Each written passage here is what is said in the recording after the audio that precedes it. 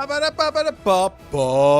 is going on, ladies and gentlemen? It is main event losers bracket quarterfinals time. What a absolute time to be alive. There couldn't be a better time to be alive than right here, right now. What are we going to see today? Well, you see it just up there. Do you really need me to go over it? I guess you do. I guess you do need me to go over it.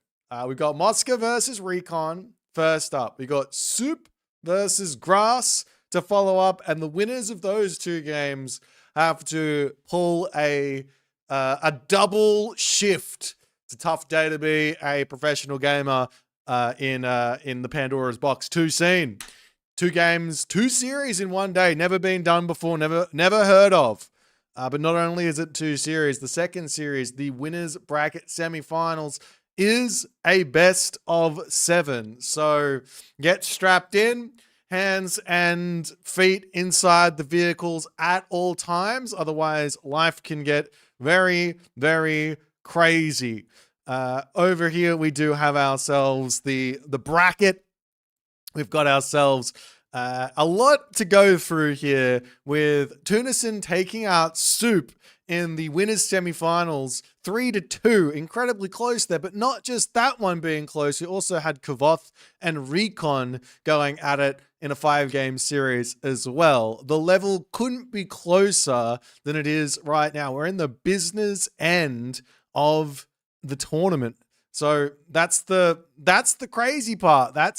I don't know what else to say. That's the absolute crazy part about it all. Everyone is a insanely strong, insanely powerful gamer. I'm currently waiting for our current insanely powerful gamers, Mosca and Recon, to get their shiz nizzle in order here, as they're about to get their god picker out of the way. But before that, we can start talking about the draft Rudy as we pop over here. Oh my, that is not exactly what I thought it was going to be. Let me go ahead, and that's not the draft. Don't look at that. That's not, I thought I hit the update button, but I didn't. That looks better. Some behind the scenes action there. If you guys understand, you understand. If you don't get it, you don't get it. Recon Mosca is our first matchup here. We're in best of 5 territory still. This is the last round of best of 5 before we get into the best of 7 shenanigans. So life is going to be very spicy moving forward.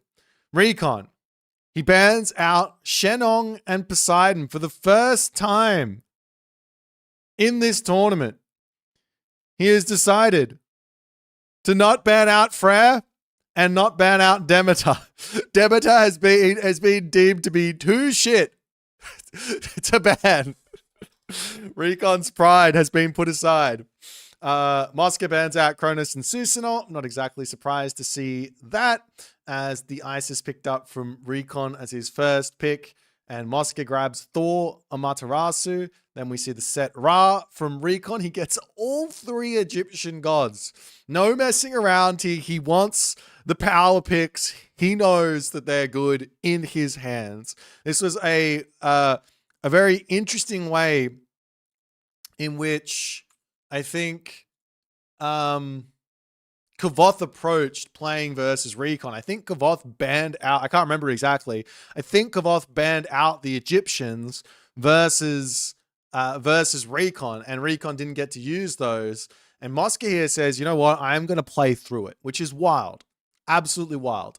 Mosca grabs himself Hades Tsukiyomi next, and then Recon's going to take up the Odin and Loki. Following up, Mosca grabs Freyr and Zeus, and Recon takes the Fushi. The map pool here: Gorge, Frozen Wastes, Frozen Continent, Budapest, Hideout. First map is going to be on the map Gorge. Everyone's favorite George of the Jungle here, as this actually, with all of the Egyptian picks for Recon, he really gets to sort of roll the dice. Not roll the dice. That's not the word I'm looking for. But he gets to pick which maps he really feels like he can play these gods on. He's not forced to play something in a position they're otherwise not in.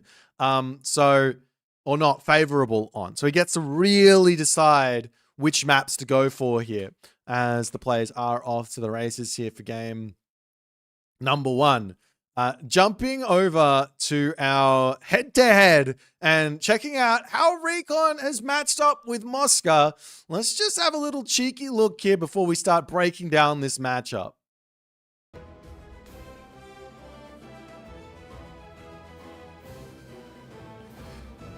And as you can see here, these players have played once in the history of their entirety of their RTS gaming. I believe, and I could be wrong here, I believe that Mosca has.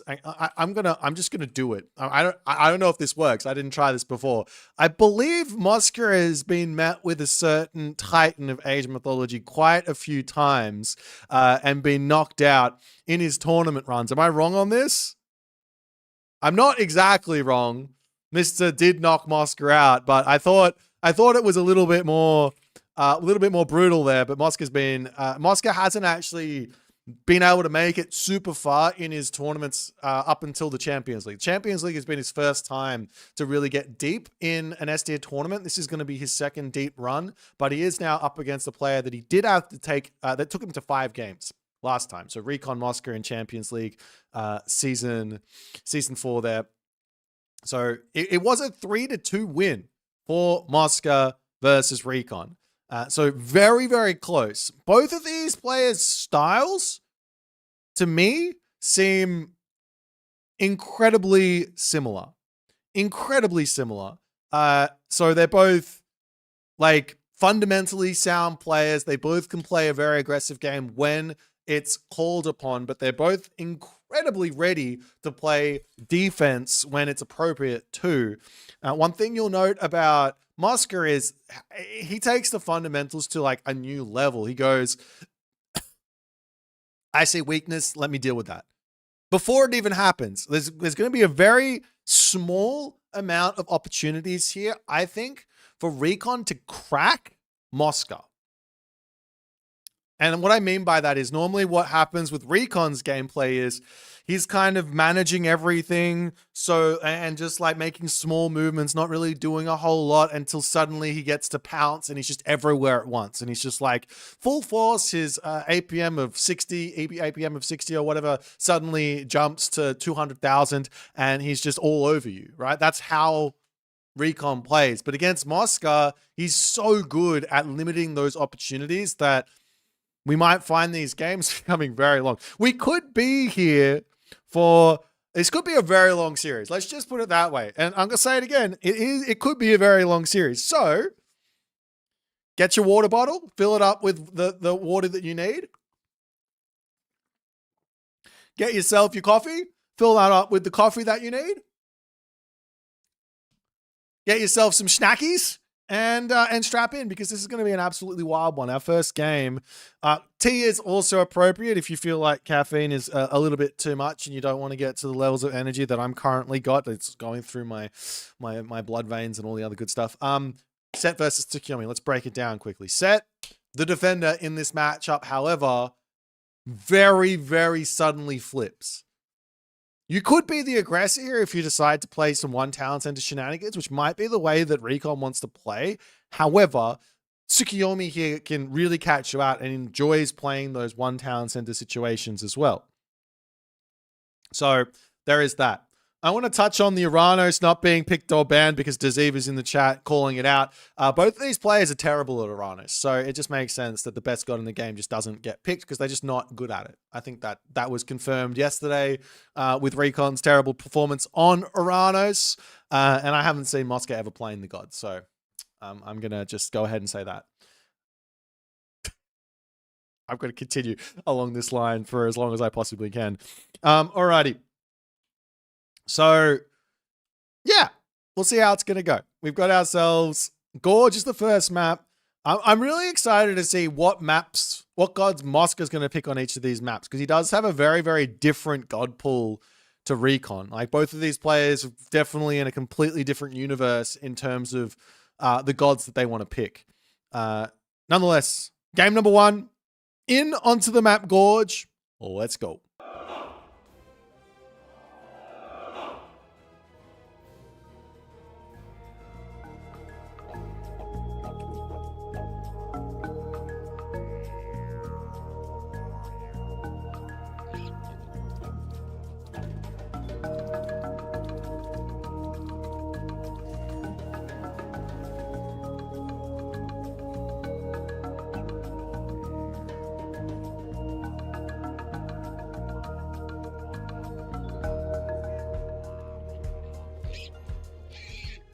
And off we go, off to the races here into the losers bracket quarter finals. This is the business end of the tournament. The players still alive here, vying for their opportunity, their chance to get to the finals. In the left-hand corner of the map, playing as the red Tsukiyomi with the golden statue to the moon god of the Japanese pantheon. It's Mosca, his opponent today, in the blue color. Another surprise entrance into the losers bracket. He would be one of my picks to have made it to the winners bracket finals, but he didn't make it there. In the blue color, it is Tag's very own Recon, and he's going to be playing some set for us. The map, Gorge, the best of 5, and the players are off to the races here. So, let's check out the relics and see if there's going to be anything impactful here. We've got Blanket of Empress So, nice to help your buildings stay alive for just a little bit longer. Up onto this side, we have the Scarab Pendant, which does make siege myth units and things like that do a little bit more crush damage. Up to the top side of the map, we've got ourselves the Tail of Cerberus, which is going to be special attack recharge time, minus 25% there for the myth units. And finally, to round out the whole thing, we've got Hecate's Torch, which is minus 10% for the god powers, recharge time, and recast cost. So nothing super impactful. Maybe Hecate's Torch is kind of nice for the free vision spamming, makes the vision come off cooldown a little bit faster, but realistically here, the only player that's really going to be wanting to spam god powers is going to be the Tsukiyomi. So you want to keep that away from the Tsukiyomi if you can, but, you know, Recon's probably not going to be enjoying that. There is maybe an angle for going into multiple citadels here, but chances are if you get to that point, set's already in a good position. Nonetheless, we do have a somewhat forward gold mine here for Mosca, which Recon could try and take advantage of with some Wadget play.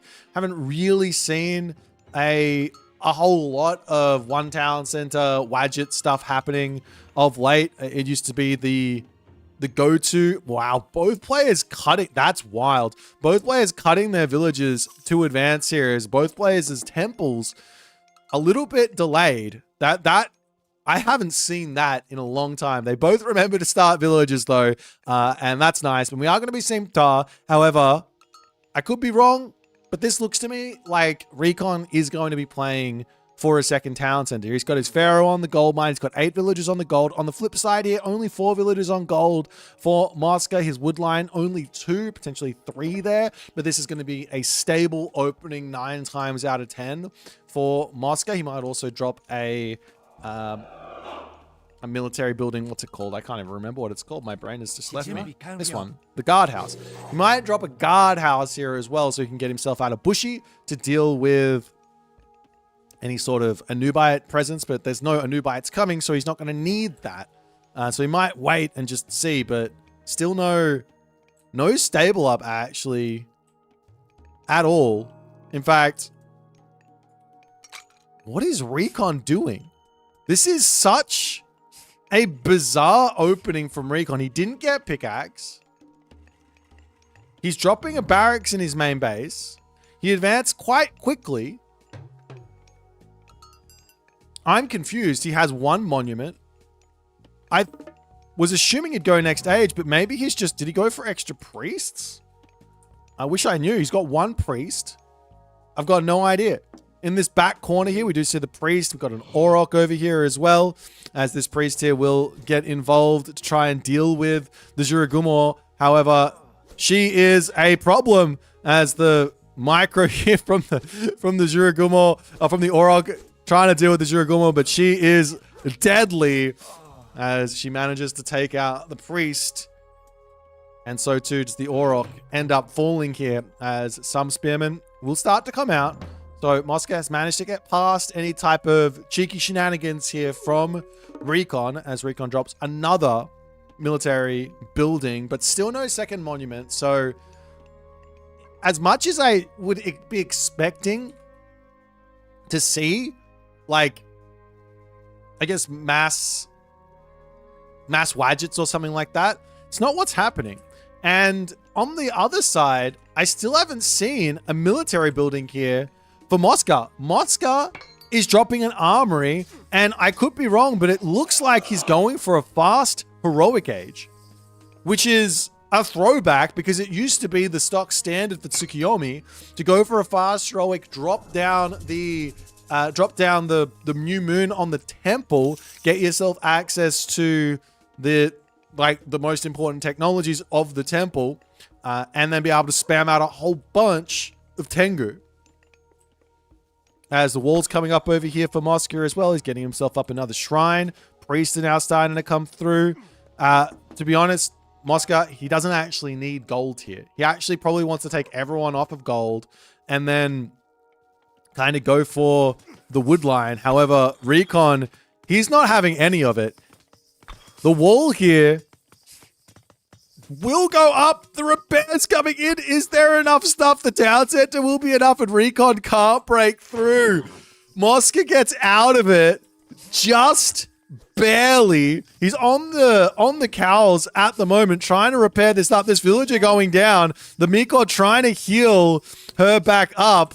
An absolutely terrifying position for Mosca to try and just get this fast heroic off. Mosca is going to be getting to the next age. However, at what cost?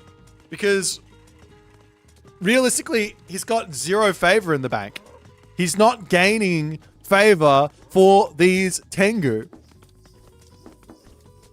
What's he going to go for? What's the point? The spearmen making their way in. This couldn't get any worse for Mosca. Like, Recon has completely disabled this fast heroic.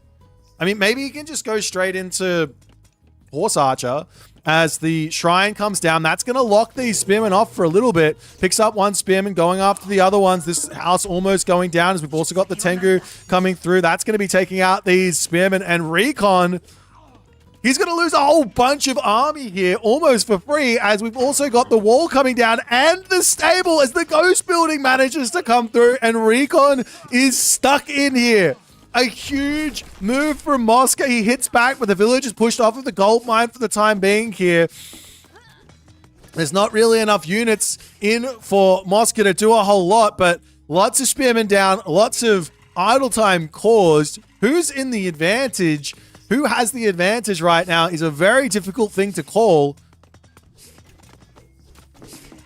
We will see the Daimyo coming through as the spearmen still popping forward for Recon. Pure aggression at the moment. So many priests in for Recon because he's like, oh, you're just going for myth unit. Let me just make a whole bunch of priests. But that's actually, I don't know if that's the case here. He's obviously going to get himself the extra shrines, but New Moon onto the armory at some point. Does he have any armory upgrades in? No. But where to next? Got the random Kitsune wandering around to the side. Villagers moving up to this gold mine nice and early is dangerous if Mosca can sneak out of his base. But he's got 0 gold. Another shrine over onto this left side. I feel like the only good move here for Mosca is to take advantage of Ivory Netscare to help him get some extra resources in as the house gets bashed down. Spearman yet again going to attempt to get back into here.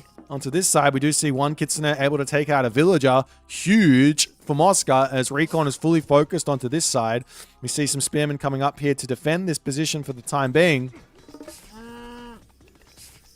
And slowly but surely, the Yumi Horse Cavalry will start. Horse cavalry, horse archers. I said it again. The Yumi horse archers will be coming in. I guess it's Yumi, and Yumi is bow, horse, cavalry, Yumi, bow, horse. Bow, horse, horse? I don't know. Nonetheless, one Tengu does end up going down. The villagers pushed off the wood line on the front. He could try and grab this position off onto the back here. One Naginata Rider going after the priest manages to pick that one off, but Recon is doing such a good job of strangling here. The Tengu, however, slowly coming over onto this side as the shifting sands, but immediately Swampland gets dropped down and Recon is out of here. So too is the Wadjet, however, as the Daimyo are going to come forward. One Samurai can be a huge boost here as the Spearman coming back in onto this position, just not caring in the slightest about this Swampland. Almost taking down the Juragumo, not using the Tengu just yet. Right now is the opportunity to go for that raid as the villagers over here starting to go down. Miko trying to heal the villagers up, manages to keep them alive, but does lose her own life for that as the Tengu now in onto this position. Surely, like a new moon onto the tower, for example, wouldn't go astray here. There's so many resources in the bank right now for Mosca as the Tengu onto this side, not having its upgrade really isn't that powerful, but it's still going to get a couple of Vil picks here as the army of Recon taking this fight manages to take everything out actually, and the villagers do have to run, but so too does Mosca get caught into a little bit of a difficult position here, pulling back underneath this town center, still not wanting to drop this new moon onto the tower. There finally decides that he's got to do it. As Recon says, I'll just sit in here, but I don't think he should be. The Shogun could make a bail out past this wooden wall, gate, whatever you want to call it. Not choosing to do so. Up onto the top side, the Tengu still getting damage done over here as the villagers coming back onto the gold mine. And Mosca currently so far in front on score, but look at the difference in military. But does that matter? Does it matter is the question. Because Mosca running out of this gold mine, that'll change everything here. There's so many resources in the bank as well for Mosca. I'd love to see one dojo coming down for some samurai. As the Miko in, healing up the villagers, trying to keep this wall alive, allowing those Yumi horse archers to get some serious damage. Medium samurai coming through as well. It looks like after all is said and done, the Tengu has been dealt with. Onto this left side stable coming down there as well, as the Shogun will end up falling.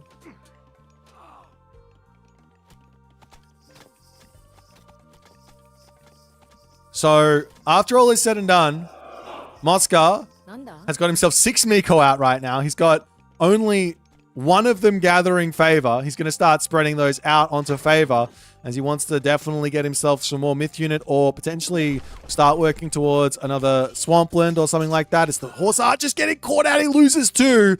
He really cannot afford to lose anything in these moments here as the pressure continuing to mount with the priest spearman comp from Recon. Absolutely crazy. He's got the resources almost to go to the next age. Builds a couple of slingers, but he's going to be advancing momentarily here through Nephthys. He wants Nephthys because he's got so many priests. He can boost them up with Spirit of Mart. He can boost them up with Nepti to have them be very, very effective against any type of myth unit that Moscow might want to be building.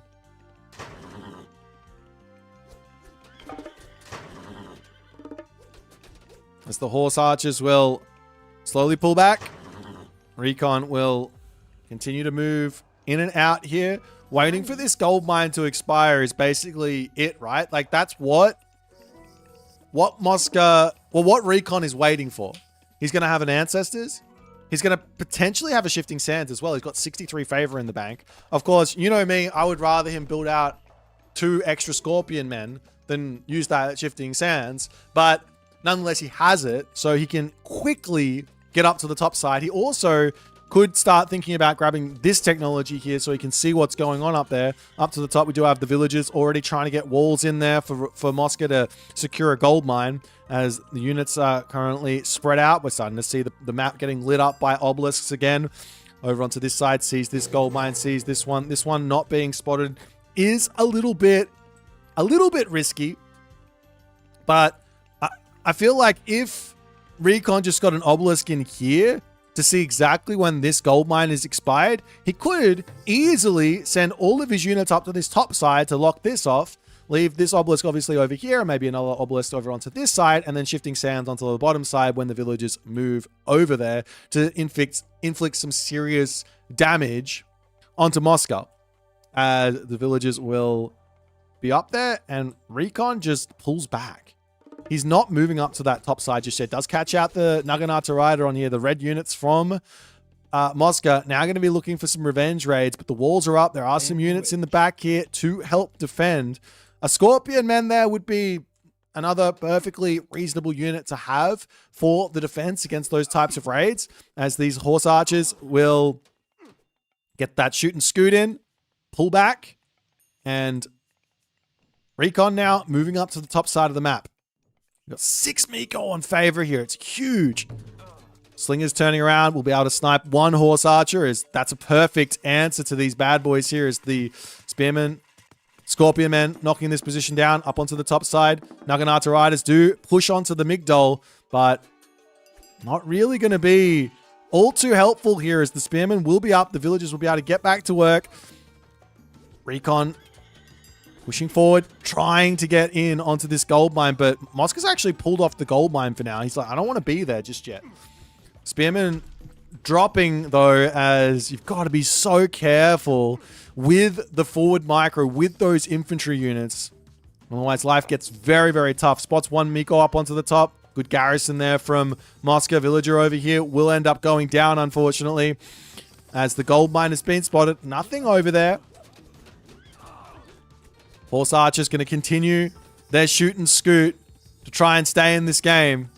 Dropping down to only 3 Miko on favor for the time being has to hurt here. Because I mean, yes, there's a ton of priests, but I feel like the only way to really break through this army is the Tengu. They got 600 HP, and the damage that the priests do is kind of low. It's 3.4 DPS? 3.4 times 5 divine damage. You do the math there, but it does take a while to actually take those out. And that'll allow the rest of his army to actually do something. And he is building them.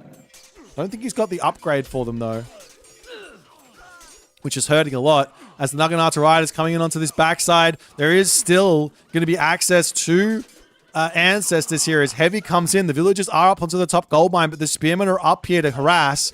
Recon is just strangling Mosca, as Mosca looks like he's got very little remaining in this game.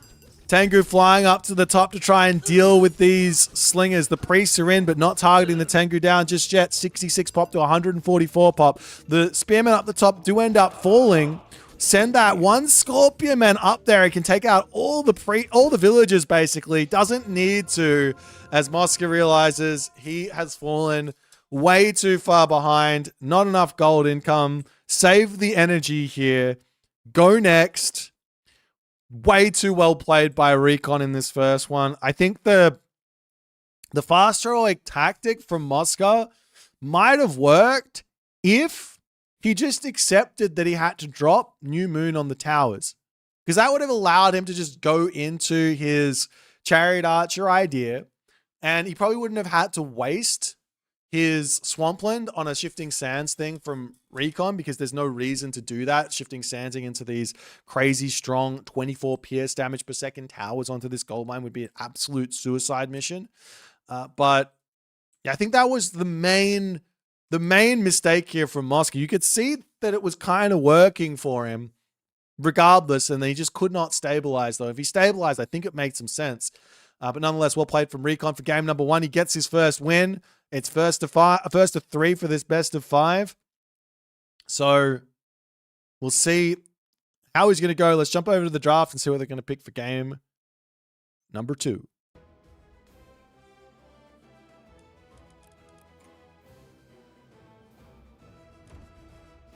All right, we're going in onto the map Frozen Continent, and it's going to be a Ra versus Thor matchup. Ra versus Thor.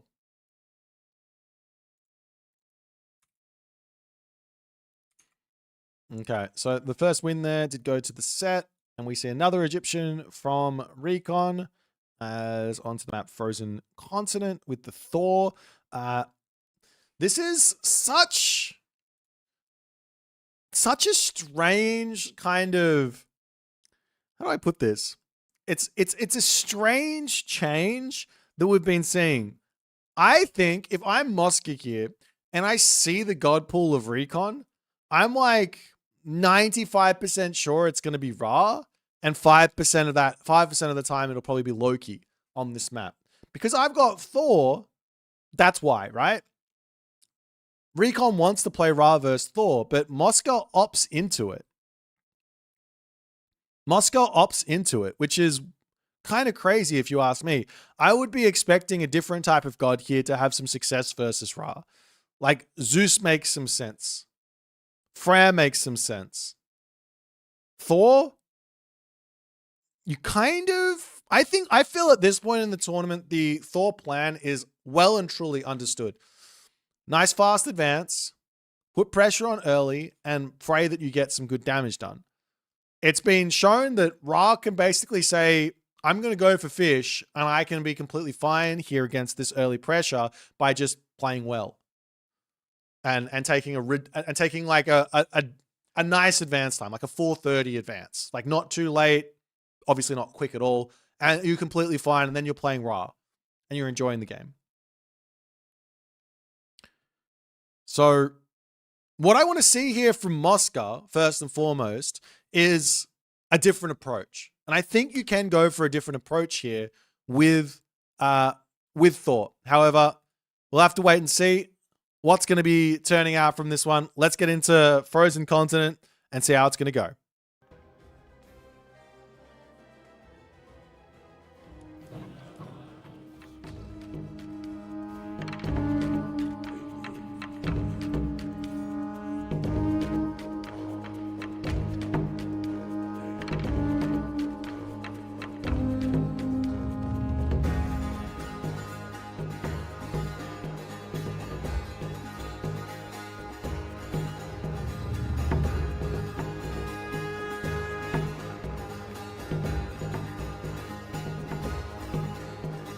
And off we go into game number 2. And I said, it's time to do something different. I said it. And guess what's happening? Something different. Love to see it in the right-hand corner of the map playing as Ra. His name is Recon. He's not building a dock. Oh, or he is building a dock? A completely crazy build order from Recon that I've never seen before. But he is building a dock. Recon moves forward. Drops himself the obelisk forward, trying to get some information in. Has not quite confirmed what's coming for him, but maybe he has some sort of inkling elsewhere. Meanwhile, on the side, Mosca's got himself docks. He's not going for the crazy fast advance. He is just playing some stock standard Thor.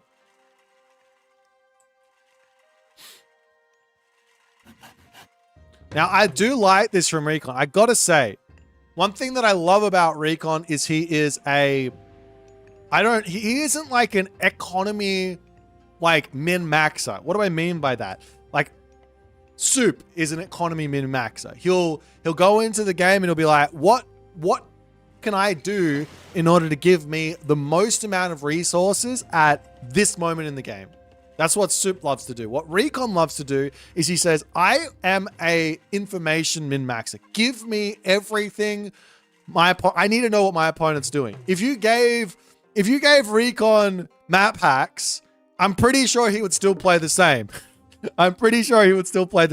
So Recon comes in, he sees the gold mine, he sees exactly what's happening in this main base of Mosca, and I think he now knows with this one, he sees the dock, he knows that he's not up against anything too crazy, and he's going to be able to start sending multiple villagers back to drop multiple docks to get a very, very large fish boom going. So both people are going to have some crazy amounts of economy going for this one. Now, the question is, who does this actually favor? And this is the point that I was trying to bring up early in the draft with this specific matchup in mind for Moscow. If it's a land map, a lot of top players prefer Ra here over Thor. A lot of top players do. But it's a water map, so does things change? I want to see Moscow do a Fishboom fast heroic. Of course, I want him to scout and confirm that Recon is actually up to his death ball building ways. But a fast heroic here with Thor allows you an extra 3,000 gold in your main base. You get yourself the extra Fishboom. You get yourself the 3,000 gold in your main base. You go straight into Jarls. What better sort of situation could you have being Thor against Ra than that? Recon, on the other hand, is up to his old tricks with Ra. He does decide to go for Bast. This is, I would say, slightly off meta versus Thor. The reason it's off meta versus Thor is most people like to go for Ptah for the Slings of the Sun, Electron Bullets kind of combo with their slingers, which is really, really strong versus Norse, because you get a double bonus for your slingers versus their throwing axemen, and it can take them out incredibly quickly, allowing your axemen or spearmen to do the rest of the work. However, Bast means you're probably not going to go for that many slingers. You're probably going to be more aiming to go into chariot archers. So it's not like that. It's not like it's bad. Chariot archers are a really, really good unit, but it's just a different way of going for things. Nonetheless, the Valkyrie is going to be coming through. We've got a priest and a pharaoh in the main base, so no real problems here. However, Moscow's first, second, third, and fourth call here is, how can I get out onto the map and deny docks being built? There's villages off onto both sides here, and there's no easy way. There's no easy way for Recon to protect those villages. Forest Fire comes down over here. Another Sphinx going to be coming in. I want to see the priest getting over here and empowering up those docks and being there to defend those villages, because that's got to be what Moscow's thinking. He's getting more Herser out. He's getting more docks up. The dock situation is 5 docks for Moscow to 5 docks for Recon, as he's also going to be grabbing himself the Persine technology.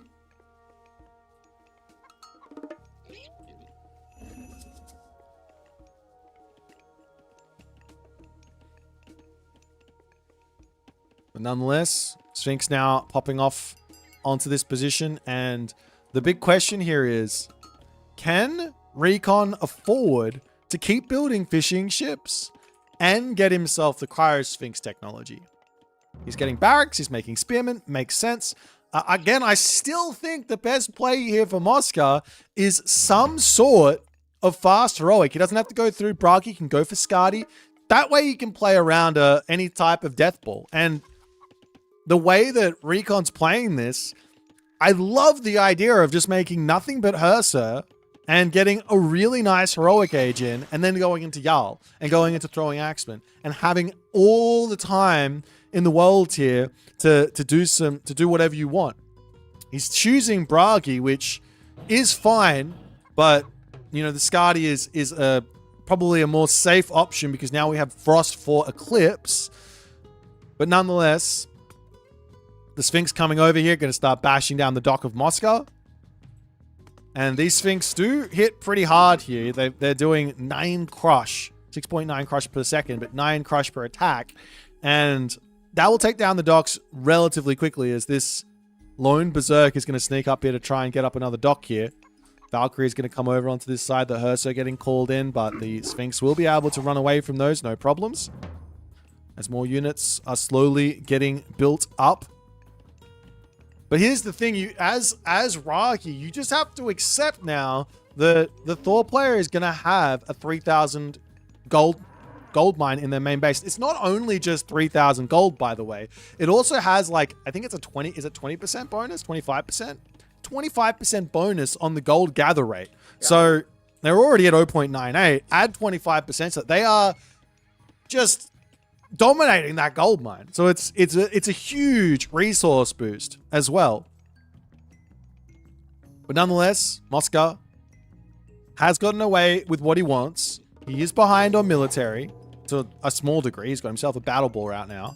But he's going to be able to get himself the armory upgrades, get himself some extra dwarves. He's going to be getting himself them out faster as well. As you advance, you get more stuff.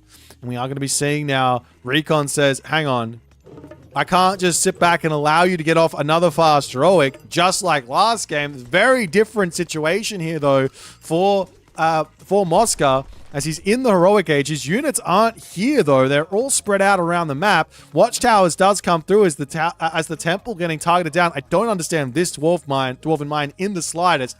Underneath the town center makes the most sense there as the spearman, axeman poking forward. Hersa do manage to get one slap in onto the Hierarchy Sphinx, but will pull back. And slowly denying pressure here for the moment. More houses to come down. Realistically, throwing axemen are needed. This wood line getting chopped down very quickly is going to become another weakness here for Mosca to have to deal with. Goaty coming in. Jarl's coming through. A heroic age from Recon probably makes the most sense here, rather than going full spam. Reason why is he gets access to Locust. Now, normally, again, I would say the sort of meta play is Star segment in this matchup, but going Bast is probably better to go for Bast and Sobek. The big thing with Sobek is you're going to be able to click Locust on top of their units, gives you a combative god power to deal with the flaming weapons, and you tie that in with Eclipse, and you're good to go.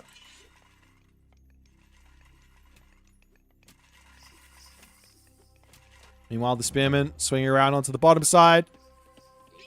Not really finding a whole lot of stuff to attack here. And I can only praise Mosca for his building positioning right now. Look at the houses. Look at the Great Hall. It's all looking absolutely beautiful as this base is nigh untouchable. Though the villagers will bail out on this spot. Maybe up onto this top wood line could be the angle, but then you're putting all your villagers very, very close together to get hit by a locust, and you can get pretty unlucky with that sort of a situation as well. Though Jarl throwing axemen are in. This army here for Mosca has to be scary for Recon to be watching. Recon here is still pumping spearmen, still pumping Sphinx. He's not going to this next age as the throw and axemen control here from Mosca for the moment is on point. He does not need to take a fight. Just keep on massing units up. The point at which Mosca's army will win against Recon's is when he's equal. He needs an equal amount of units, which he does not have, but he will have it very, very shortly. The throw and axemen numbers slowly picking up. A longhouse on the front to come down. Obelisk almost getting sniped there from those throwing axemen as well. There he is. Yeah, there is another 3K gold mine available here for Mosca as well, if he wants to go for it. He could go for Battle Ball, but like, why would you want to leave your base here? If all we need to do is sort of sit back and wait, we're good to go. We could go for that extra dwarven gold mine, get up to heavy infantry, heavy cavalry. That being said, Recon is going to be hitting Sobek.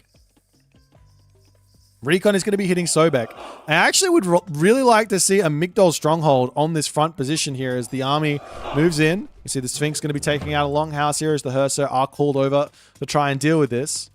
Town center actually is the god, not the god of choice, the decision for Recon as he's not paying attention. He drops one Sphinx there. Not ideal. Realistically, these Hersa should never touch a Sphinx unless the Sphinx decide they want to be attacking. But a town center up for Recon. I actually don't know how much I like that decision from Recon. He does enjoy these sorts of decisions because it gives him the way to sort of play, and he can inflict the most amount of pressure onto his opponent. However, a Migdol stronghold and a quick Mythic Age here from Recon would be devastating for Mosca to deal with. As the spearmen spreading out, charging onto this position. There's nothing over here for Recon to defend. Mosca can attack this. He sees the spearman here. He sees the spearman here. He sees the spearman here. Why run? A town center going down at the moment would be brutal, as a hill fort in the middle of the map now coming up. Recon making a very, very poor move with his army. He's now deciding, oop, I better pull back, but now there's going to be a hill fort up in his face. So you click Eclipse, I can just garrison my throwing axeman. There's no way for you to get your Sphinx onto there. And to add insult to injury, now Mosca says, give me the town center. Give me the town center. The villagers are going to be pulling away up here. Recon makes a crazy move here with his villagers. The hearse are in. This town center actually going to get taken. The question is, will Mosca see this or not? And the answer is a resounding, of course he'll see it. He noticed the villagers going that way. However, the Haruko Sphinx is on the way. A rock coming in to maybe pick up these villagers and keep them alive. I like that move. The Sphinx will be able to pull through, at the very least, and take out that Valkyrie. However, into the main base up here, we're seeing portable rams out from Mosca. He sees the opportunity to walk in here and take the main town center out. Recon is refusing at the moment to take any fights.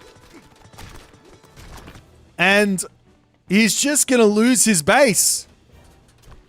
He is just going to lose his base. The army pulling back. Recon, there is an opportunity here to take a fight at the very least under some watchtower fire. He's got himself the Petsukos on the back. There will be a flaming weapons, however. But the question here is actually, do you even want to do it?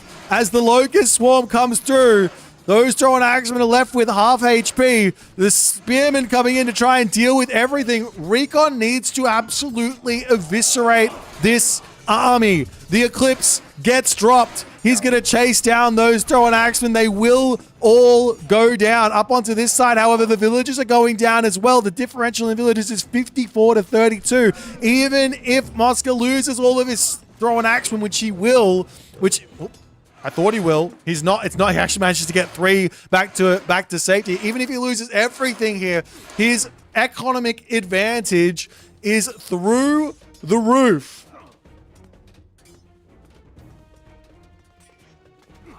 Villagers over here going down. The portable ram is in to take out the town center as well. 3 villagers are there. He could potentially pop them out, but Recon now charging forward. His army is gigantic. He's got 10 seconds left of Eclipse. However, look at the queue for Mosca. He is simply put just going to have an army. He's still got flaming weapons as well. But for whatever reason, Mosca just says, do I need to click it? You can't actually fight me here. Why would I click flaming weapons if you're just going to run? Now the spearman going after the town center. Recon needs to get some villager kills in. He's just not able to do so. Throwing axeman charging in. Still no flaming weapons, but again, he doesn't even need to. Now he's choosing to finish off those myth units as the throwing axeman will be able to clean up the rest of these spearmen, and Mosca's score is so far in front of Recon's that Recon's going to look up there and just go, I got no army, I got no villagers, I got no hope. And Mosca plays an incredible game of Thor here on this water map. What a defensive and offensive masterpiece here from Mosca. The fast heroic was on point. Double Dwarven Mine in his main base. The building positioning to prevent Recon from getting any value out of his early game units. I can't even speak because it was this good. The decision to just walk forward and not bother with the raids that Recon was going for, and just says, I got faith in my building positioning. I got faith in my watchtowers. I got faith in my defensive ability to just keep my villagers alive.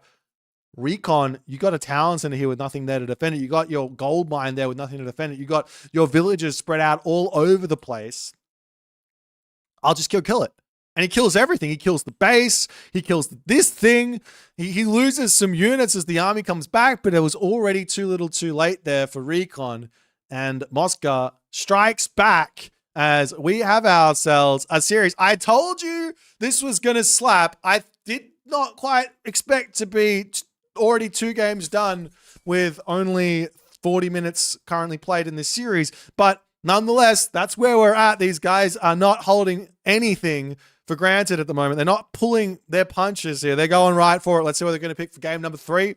Jump over to the drafting menu and check it out.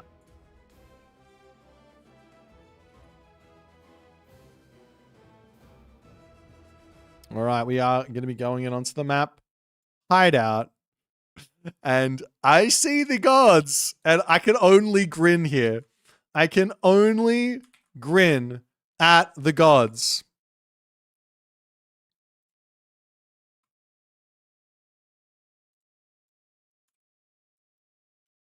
I can only grin at the gods. Alrighty.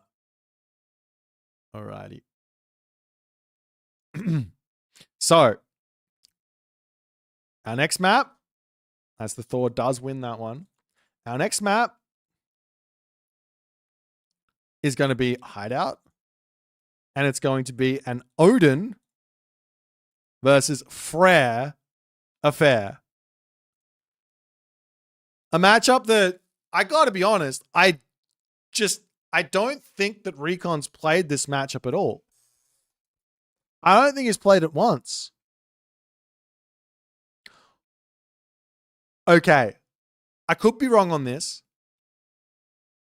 Hear me out.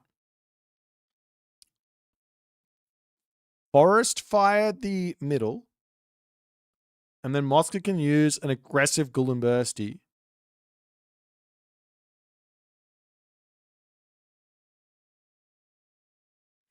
Mosca can use an aggressive Golem Bursty.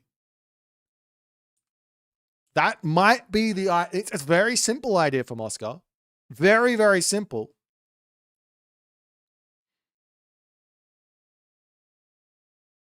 On the flip side for Recon, I think the plan here for Odin is twofold. Either A, we lock our opponent in their base and we rush them right. We put an aggressive temple. We advance really, really fast. Put some pressure on. We undermine their towers and maybe try and push off their gold mine. Put some pressure on there and all that other good stuff, right? But that doesn't really work versus Freyr.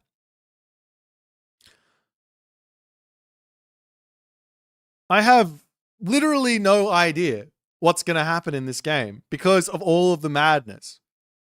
Will Mosca go... Man, there's so many options. Will he even go Freya? Like, Ulla makes perfect sense here as well. Because then you can just use the hill fort. You can slowly expand. Take the game as late as you possibly can here. That, like, the general game plan for Freya in nearly every single matchup is, let's just play. We're not going to try and kill them. Let's just get to the Mythic Age.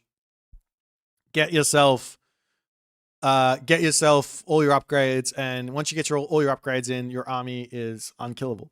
That's the general plan. Spam as many hill forts as you possibly can. Try not to fight too much, and just play as slow as you possibly can.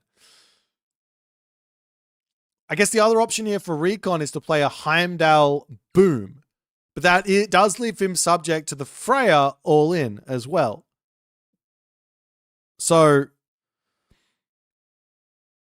if I was Recon in this game, if I was Mosca in this game, it would be very, very hard for me to pick a strategy because there's so many different options that all feel and sound great.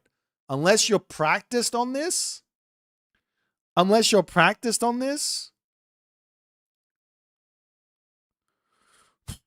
tough. Absolutely tough. Alrighty. So, but I can't. There's matchups that you just know that you're going to see. Like, you're probably going to see a Thor or a Ra on Frozen content. You're probably going to see like an Amaterasu on on Socotra. You know you're probably going to see a Hades on Budapest, right? Like these gods are starting to pop up more and more and more. Hideout? You think you're going to see a Freya here? You think you see an Odin here? Like you could see anything. This map hasn't really shown itself all too much. Recon has been picking the map quite a bit though. So maybe he is prepared. We're going to have to wait and see. Let's jump into Hideout. This is going to be a wild one. Strap in and let's check it out.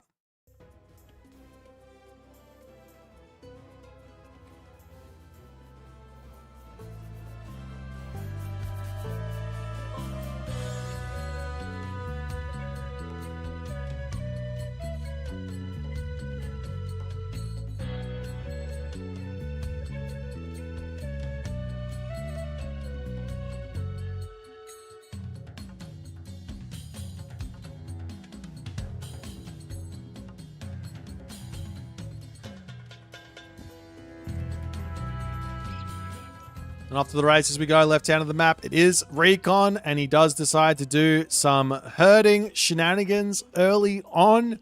He's not going for the soup build order, however. Might be trying to do something a little bit more spicy. Who knows?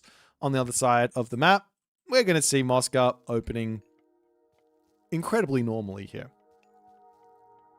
Incredibly normally. Now, of course, Mosca...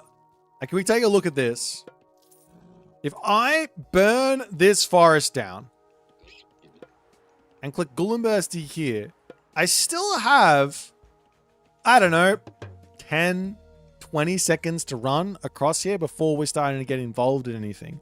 And in the classical age, you only get like a 40-second Gullenbursty or a 30-second Gullenburst. I can't remember. In the heroic age, it gets very, very, very long. Actually, let's have a look. No, I can't tell you. It does get very, very, very long as you advance. As we see more villagers now popping over onto this gold mine. It does look like Recon is doing something. He is up to no good. In other words, he is up to no good. He's building villages only. Here's Berserk over onto this spot. We're going to move up and around. I mean, it just has to be a fast advance from Recon, but how far is he going to be able to get this Berserk around to build his temple? He says right here, he might be just going for a fast second town center. He might be just going for the fast second town. On the flip side, if you go Heimdall here as Odin and Mosca goes Ulla, you basically cut out the hill fort because Undermine can kill the hill fort. So Recon's got to know that, first and foremost. He's going to be advancing here. It's a little bit of a later advance than I would have expected from him, considering the way that he's gone for this build order. Did he get himself a pickaxe? No. He has to get himself a ox cart out pretty quickly here as well. As the Hersa are going to be spamming out, and Mosca has also put his temple out in the middle of the map here. There you go. There's a 10-second difference between the archaic, classical, heroic, and mythic age, apparently. Apparently.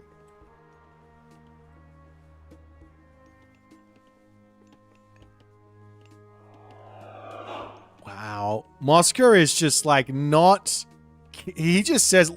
I can't believe he put the temple here, though. Will Recon spot it? He's scouting. He wants to see. He wants to know what's going on. He sees this position. He hasn't seen a temple just yet. We see Freya as the god of choice here for Mosca. I like the decision. Ulla is much, much worse versus Heimdall than much worse versus Heimdall than versus Freya. So like going Freya does make some sense. But, yeah, Recon going after the temple here. Now, you often see Soup, when he goes for these types of Odin rushes, actually dropping the Undermine onto this position here. Now, it doesn't... I think it does something like 600 damage. So, he can easily kill this off with the Undermine hitting the entirety of the temple. And he might not even need to, though, because Mosca is just so late to the classical age. On the other side of things, a Valkyrie running very quickly into the main base of Recon, he needs to send a Hersa back here to defend. This is the ultimate counter to any type of forward temple play. As another Hersa coming out, we see a little ghost building coming through there as Mosca will try to get his Hersa back to safety, but almost losing. I think he will. No, he doesn't end up losing the Hersa, but almost does. This Valkyrie slowly making its way around here. Recon not reacting. He's got to send a Hersa back to his main base because there's no way to deal with this Valkyrie otherwise. The temple for Mosca will fall here as a Great Hall comes down. Oh, is going up. He could drop the Undermine here as well if he wants to, but opting to not do so. As we've also got Safeguard coming through for Recon. You might be thinking about dropping a town center behind this as the Forest Fire will come through to Hersa, making their way back in. The villagers will have to all idle while those Hersa are taking their sweet time to get back in here. Meanwhile, the slow march of the monkeys also coming through is going to be somewhat scary for Mosca as well. Going to lose a tower as well. I can't. Every single one of these games has just been aggression after aggression after aggression. These guys don't want to play a slow game. Valkyrie are going to continue to run around onto this side. Undermine getting dropped down onto this position. They're taking out the tower. There's going to be throwing axemen coming through soon, which will be somewhat enough to deal with all this. The Ironry blows that big fat horn of his, takes out 2 houses, and now he can turn around and take these units out without all too much problems, with no reinforcements really going to be able to come through. But with a couple of throwing axemen in, Recon does realize he better pull out of here. He keeps his Hersa alive, which is huge. With the Odin regeneration bonus there, he's going to be able to get that one back up to full HP. The Valkyrie, on the other hand, I don't know if it was... I'd be surprised if it was killed off, but it is sitting over onto this side as Mosca is going to be retreating that back home. Can heal up. And after all is said and done, Recon got damage done, but there's a long way to go here. And the big question is Recon going to go... He did buy a Safeguard. Is Recon going to go for a town center here? But there's so many units in. Can't really just drop... You probably... If you could get it up in time, you could drop a town center there, but maybe the better call is to come over here. You can throw walls up all over the place. The other thing about this is there is the option to go up to 125 favor at some point in this game, whenever you're feeling comfortable as Mosca, and just burn this forest down, and then he can go. That's always an option. There's Recon getting himself his units out. He does have one little cheeky Herdman in here. In this temple as well, there's the Ironry and a Hersa. So he can pop out at any point here and surprise Mosca. Of course, he needs to prevent the temple from dying. He does not want to be losing this one here, as the units will pull back.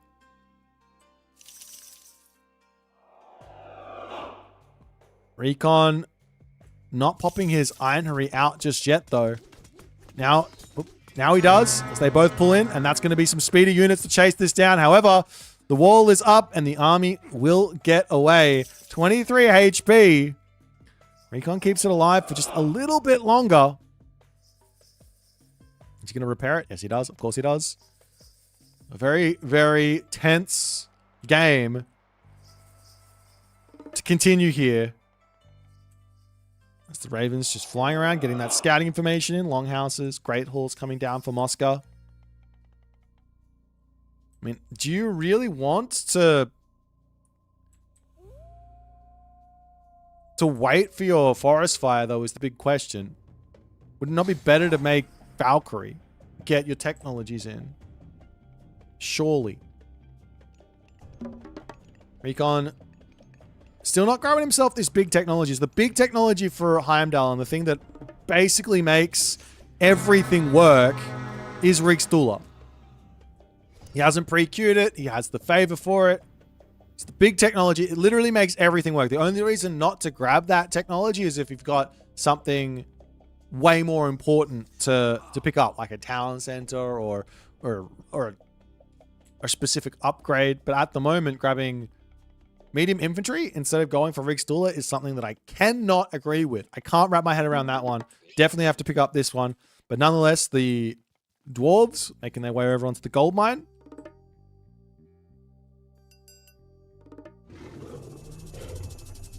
Great Hunt going to come down onto the bottom side here for a second time. You can see he's used that a second time. 30 favor. Normally it's 25 favor on that recast. So he's getting just a little bit more food in. Always nice. Now, if you... I've thought about this a little bit. If you actually do want to use your Great Hunt a second time, using it in the heroic age is your best bet. You get a huge boost of food there in the heroic age. Of course, Recon doesn't have that type of luxury. And he wants to just keep himself nice and safe over here. But still no Rigsdula in. I'm not happy about this. There should be a massive villager lead starting to build here for Recon, which gives him an advantage versus the Frere, who is going to be able to circumvent that advantage by just getting himself cheaper upgrades in. As the raiding cavalry swing around this side, the walls are up, so this is very risky. I think there's a world here where you can almost wall these units all in. If you split up, wall this off, come in on this side. You see the herdman coming around this side over here. Herser up onto the top side. The walls will come through. Can Recon finish this? Is the question. Answer is he does get them up, but the raiding cavalry hitting on this position over onto the bottom side now as the ironry blow their horns to chase these down, and Mosca has been caught in a massive trap here as he can only run around in circles. That's the only option. I don't think he can get out of here. He's going to lose all of his raiding cavalry. A huge move from Recon. And this should allow him now to drop a talent center or do whatever he really wants to. We see more units now coming over here. Going to try and bash down the wooden gate as these raiding cavalry are going to continue to attempt to break out of here. Herdmen do catch them out there as they all will fall over onto this side now. Mosca feels like he needs to break the wall to get his army out of there, but it's already dead. Absolutely huge for Recon. That's a massive, massive advantage. And I just want to bring it up. This is why raiding is dangerous. You can do this with any civ. Leave little gaps for your opponent to think they can sneak through and then just shut it off. They want to try and do some crazy raids. You can easily punish them. And now it's just a massive advantage for Recon. As Mosca breaking the walls down. He's going to come through. I don't think he's got the army to win this. The fact of the matter is the ironry are insanely strong. Great control here from Recon, pulling back, getting some good damage off. Didn't actually kill anything, but just little bits of damage before the fight starts as the temple is yet again getting targeted down here. Skadi is coming through for Recon. He still doesn't have Rigsdula. There is zero reason to go heroic age before getting yourself Rigsdula because it pays for itself in the fact that you get zero idle time in your town center for grabbing it. Market goes down. Temple goes down. Lots of relics here to pick up. He also had Ria's Crowd here for the cheaper town centers. Wild. Absolutely wild. Armory's coming down for Recon. Here's the thing though. Mosca, if he takes this town center, he gets access to Gulumbursty and Tempest as an aggressive move here. Not only that, I really don't like the Skadi pick here from... actually, no, never mind. Skadi makes some sense because you can frost the Gulumbursty. You can frost the Gulumbursty, it's fine. Does make sense. That being said, Njord is the better call here 9 times out of 10 against Freya. Not going to explain why. It just is. Nonetheless, we will be seeing an attempt at a little raid coming in up to this position. Over here, the wall's going to be going down. We've got ourselves Winter Harvest, all the big upgrades coming through. Heavy infantry, Shaft Mine. Winter Harvest does boost up food a crazy amount. You get 10% extra food on everything, 20% on farms. And Recon is just sacrificing buildings here. This is a very choky position. Throwing Axeman, sniping one raiding cavalry, pulling back into his choke point over here. As, I mean, his town center is up over onto the back. No problems. Raiding cavalry going down. This giant will frost. I don't know what else to say. As Recon now says, it's time to come in. His Hinery are actually in the right spot. You have to use the horn manually, exactly like that. And he does get those mini boosts, which are huge, but effectively, you need to go into Yowls here on both sides. That's the important unit at the moment. As the army charging forward, Gulen Bursty onto the back here. Frost will get called down. But now Tempest is on the cards. You got to kill the town center. Use Undermine. Kill the town center. All the army is frosted. Undermine the town. There we go. He's now moving forward. He realizes that's the move. A couple of units will be out, but picking off those units is perfectly fine. Still plenty of time remaining as the Undermine will come through. And Mosca, he has to now drop the Tempest. But would you stay here? Inside the Tempest? I don't know if you do, because you get frozen yourself by the end of this Tempest. He takes the town center down. A couple of units will be cleaned up as the Frost of Recon finishes. And Mosca pops out. He's going to be able to kill off the Frost Giant, a couple of Ironry, a couple of straggler units. Over on this side, however, Recon will manage to pick off a Valkyrie or two. Militarily speaking, Mosca is in the lead. Villagers as well. However, onto this side, little bits of raids coming through from Recon as he's trying to make this happen, but Mosca is defending this perfectly. Rock Giants now starting to mass up.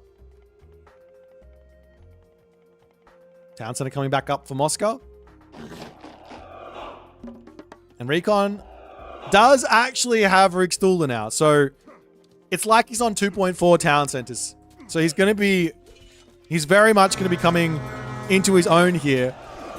As the Goaty numbers starting to come through. We see more Jarls coming through as well. It's the Rock Giant. A great answer for the Rock Giant is actually going to be the Einherry. Einherry gets some nice damage onto that Rock Giant because he does crush damage. Anything that does crush damage is a unit you want to use versus the Rock Giant. Of course, Goaty are also an option, but the Rock Giant does have 75% Pierce.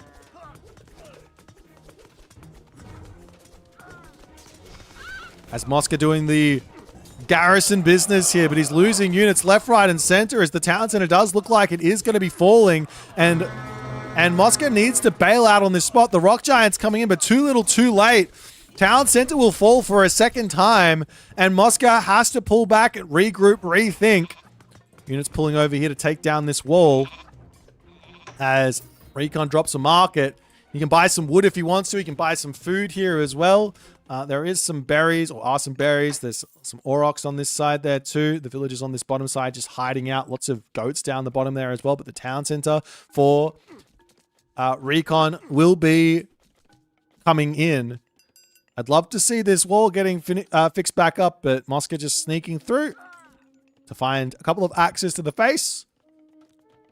But now Mosca is going to be staring down a 3-1 town center situation with 0 god powers and a very, very difficult time ahead of him. He's getting his armory upgrades, but Recon can easily buy his own here too. Potentially a nice mythic age wouldn't be a terrible idea. Nice find on this bottom side, though, from Mosca. He does spot the villagers as they get turned all into berserks to deal with this. He'll take out the other Jarl. I'd love to see him come up and deny this town center as a very smart move from Mosca to pull away from this. These Berserks don't have themselves the Hamas technology, so they're not going to be able to do a whole lot there. As Recon now charging forward. 1, 2, 3, 4, 5 Rock Giants here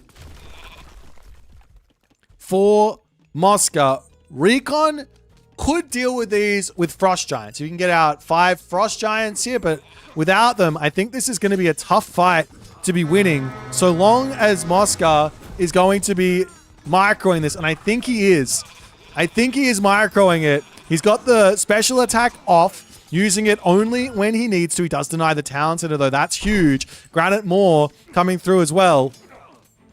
With Granite Moor, that gives him the siege capabilities here to actually break through.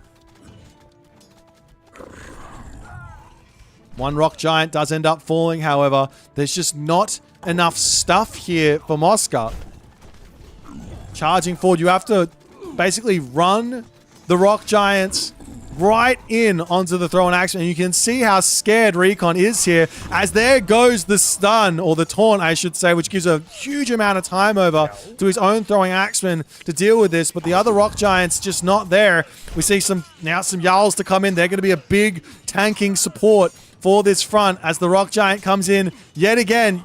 Like I said, you don't right click on the throw and action. You got to right click behind the army, get into the middle, and then drop the stun, or the taunt, I should say. But Recon has just built a huge advantage out of such a tiny little bit early on. That pick of those raiding cavalry has just opened this game up from Recon, and he's just been playing perfectly since that moment.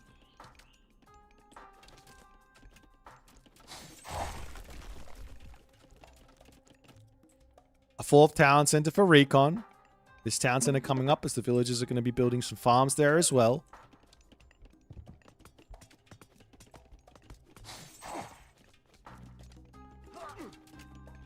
And Recon just continues to control his throwing axeman absolutely beautifully. Another Great Hall coming down. Another Longhouse. Market for Moscow on the back there going up.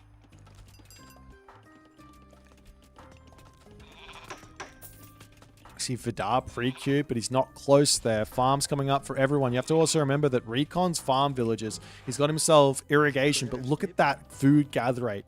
0.88 compared over to 0.76 for Moscow.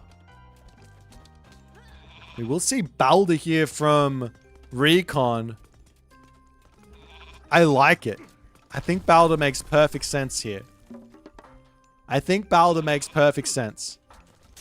Reason being is, this gold mine expiring, and we just charge through with our villagers into lock off this gold mine, and you just win because your opponent can't get any gold. Makes a lot of sense.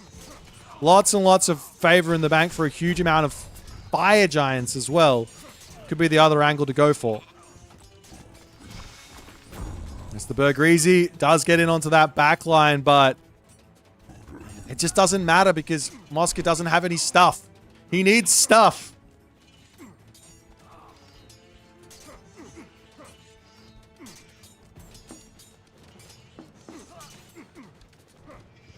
More Jarls coming through. Hill Fort.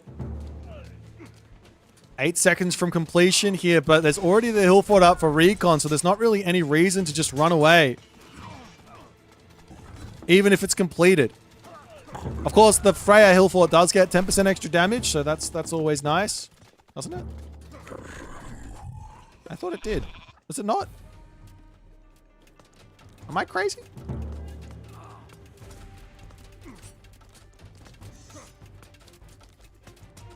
I think I'm crazy. I swear Freya had a bonus on his... Is it just armory difference? It is. It's armory difference. There you go. Ha! Take that. Take that. Hill Fort does get a 10% boost. Get wrecked, Twitch chat. All right.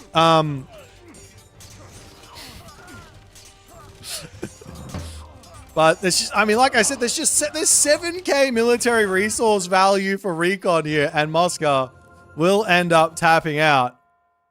Just a amazing display of patience from Recon in this game. The defensive move to catch those raiding cavalry out. Chef's kiss. Chef's kiss. One thing here for everyone to take away is in these sorts of positions, you got to build that perpendicular wall. We're bringing it back.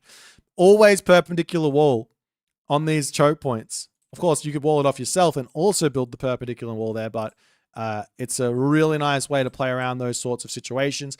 Other alternatives is when you run forward, leave a unit or two on the choke points so that you don't get walled in afterwards. But yeah, Recon just playing the atheist game here, not really building any myth units past the classical age. Of course, I think he would have won much faster if he built Frost Giants, but he was able to make it work because he had such a ridiculous advantage. I'm sticking to that forever and ever and ever. Nonetheless, let's jump back over to the draft and see what we are going to see.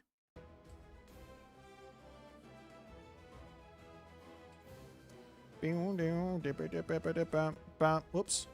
That was the wrong button. Hit the wrong button. Let's try that again.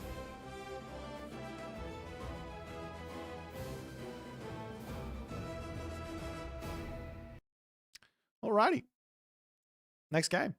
We've got ourselves Recon on 2, Mosca on 1. So far, it's been a pound for pound smack for both players. So Mosca must hit back here. Of course, if he doesn't hit back here and he allows Recon to smack him again, then, well, the series is over and Mosca's tournament run is done.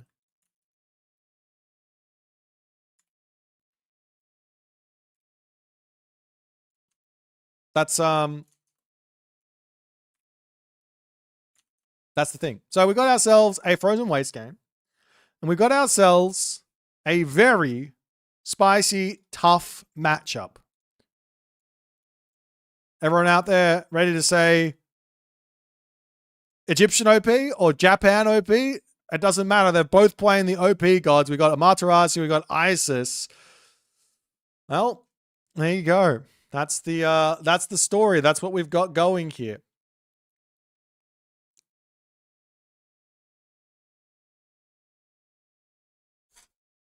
So, potentially one last game here for Mosca. He's had an amazing run in this tournament. Both of these players I would have expected. Both of these players I would have expected to still be in the winners bracket right now. Actually, no, one of them would have had to have dropped, right? But I would have expected these guys to have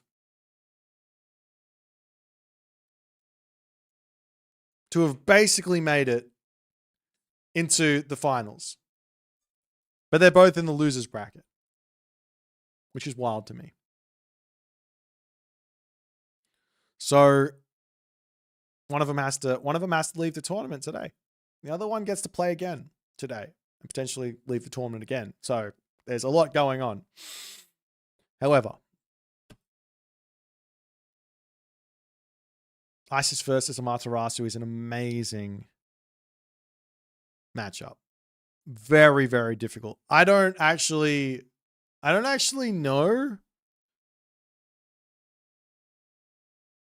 the best way here for Isis to play this. But let me tell you the best way for Amaterasu to play this. One town center, Tengu, and everything else. As many Tengu as we possibly can get. That's the game plan against Isis. Why? Because the priests can't move. They're so slow. They're incredibly slow. That's my take on this matchup. Play Tengu, pick villages, pick army, cause issues, get to your second town center eventually and play the game. That's my take.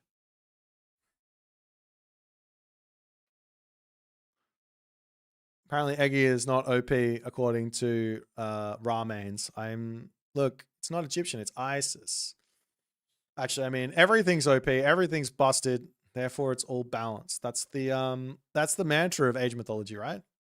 That's the mantra. For everyone playing along at home, is there a head-to-head that you guys are interested in seeing? Do you want to see some stats? Is there a head-to-head? Of course, it has to be tournament players. Anyone? Anyone in the chat? Come on, work with me here, guys. We got to fill some time. Grass Matador. Okay, let's check it out. Let's check out Grass Matador.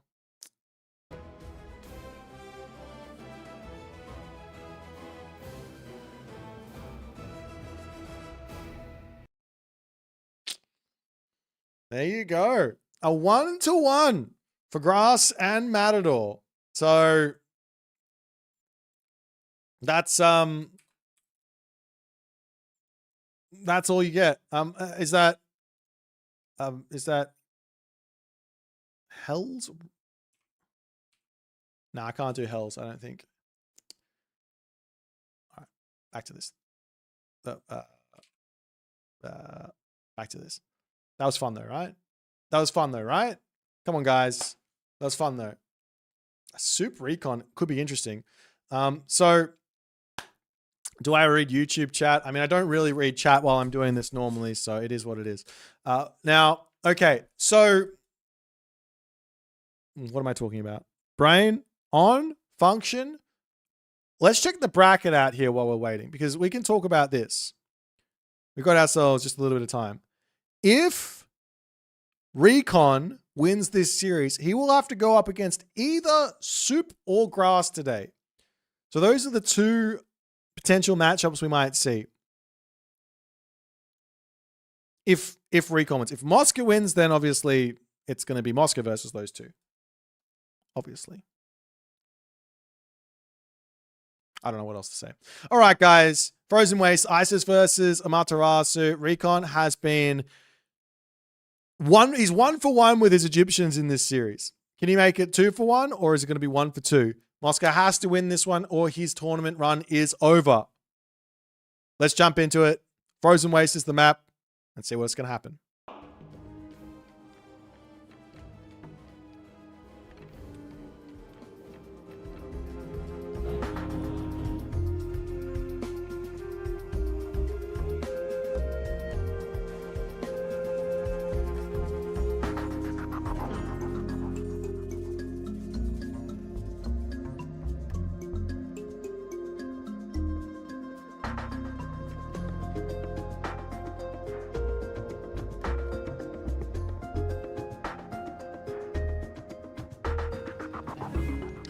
And off to the races we go. In the top left-hand corner of the map, we have ourselves Recon. He is currently up 2-1 here as Moscow is fighting for his life.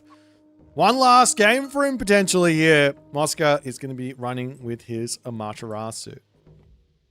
The map is Frozen Wastes. So, my plan for Moscow to take Recon out here is some one town center Ame no Uzume play. None of this Minakata Tomi one Yudo shenanigans. None of that. We're moving on from that. We're going back to our roots. Ame no Uzume. Early pressure with the weasels. You build 2. That's all you need. You put the Goshin Boku tree. You put pressure on. Happy days. Don't use the solar shield on those weasels, unless it's like a guaranteed like kill, right? If you get a guaranteed kill, of course it's worth it to solar shield there. Okay. Then we obviously build a couple of units, look for some pressure, deny any type of map control or map vision that Recon's got. If Recon plays one talent center, happy days. We play one talent center with Ame no Uzume in the classical age. It looks really good versus the Isis. The Isis goes 2 talent center. Now we're looking to get to the heroic age for Tengu. Tengu on this map sound amazing. They sound so good. How could you not want to go for Tengu? Look at the map. You just run around the outside. There's no ways to protect your gold mine. You have to put a Migdol in. The Tengu fly in. You dive into the Migdol, and then the Tengu just kills the Migdol. Unless you have priests there, obviously. In which case, if the priests are there, then we go into the main base and we do the same thing there. You can't put walls. Walls, you just jump over the walls. Walls don't work against Tengu. So that's my call here for Moscow. We'll see how wrong I am. Okay, pick Minakata Tommy. Here's silly. This is just wrong. There's no way this is right. Not only is Minakata Tommy wrong, but you also miss out on Gorge once. Okay, it's fine. This is the hashtag current meta at the moment, and obviously I'm wrong. I've never been right here before, but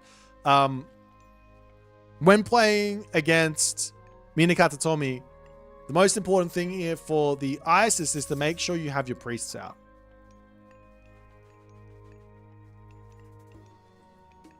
You have to make sure you have your priests out. If you don't have your priests out, then you get into a lot of trouble.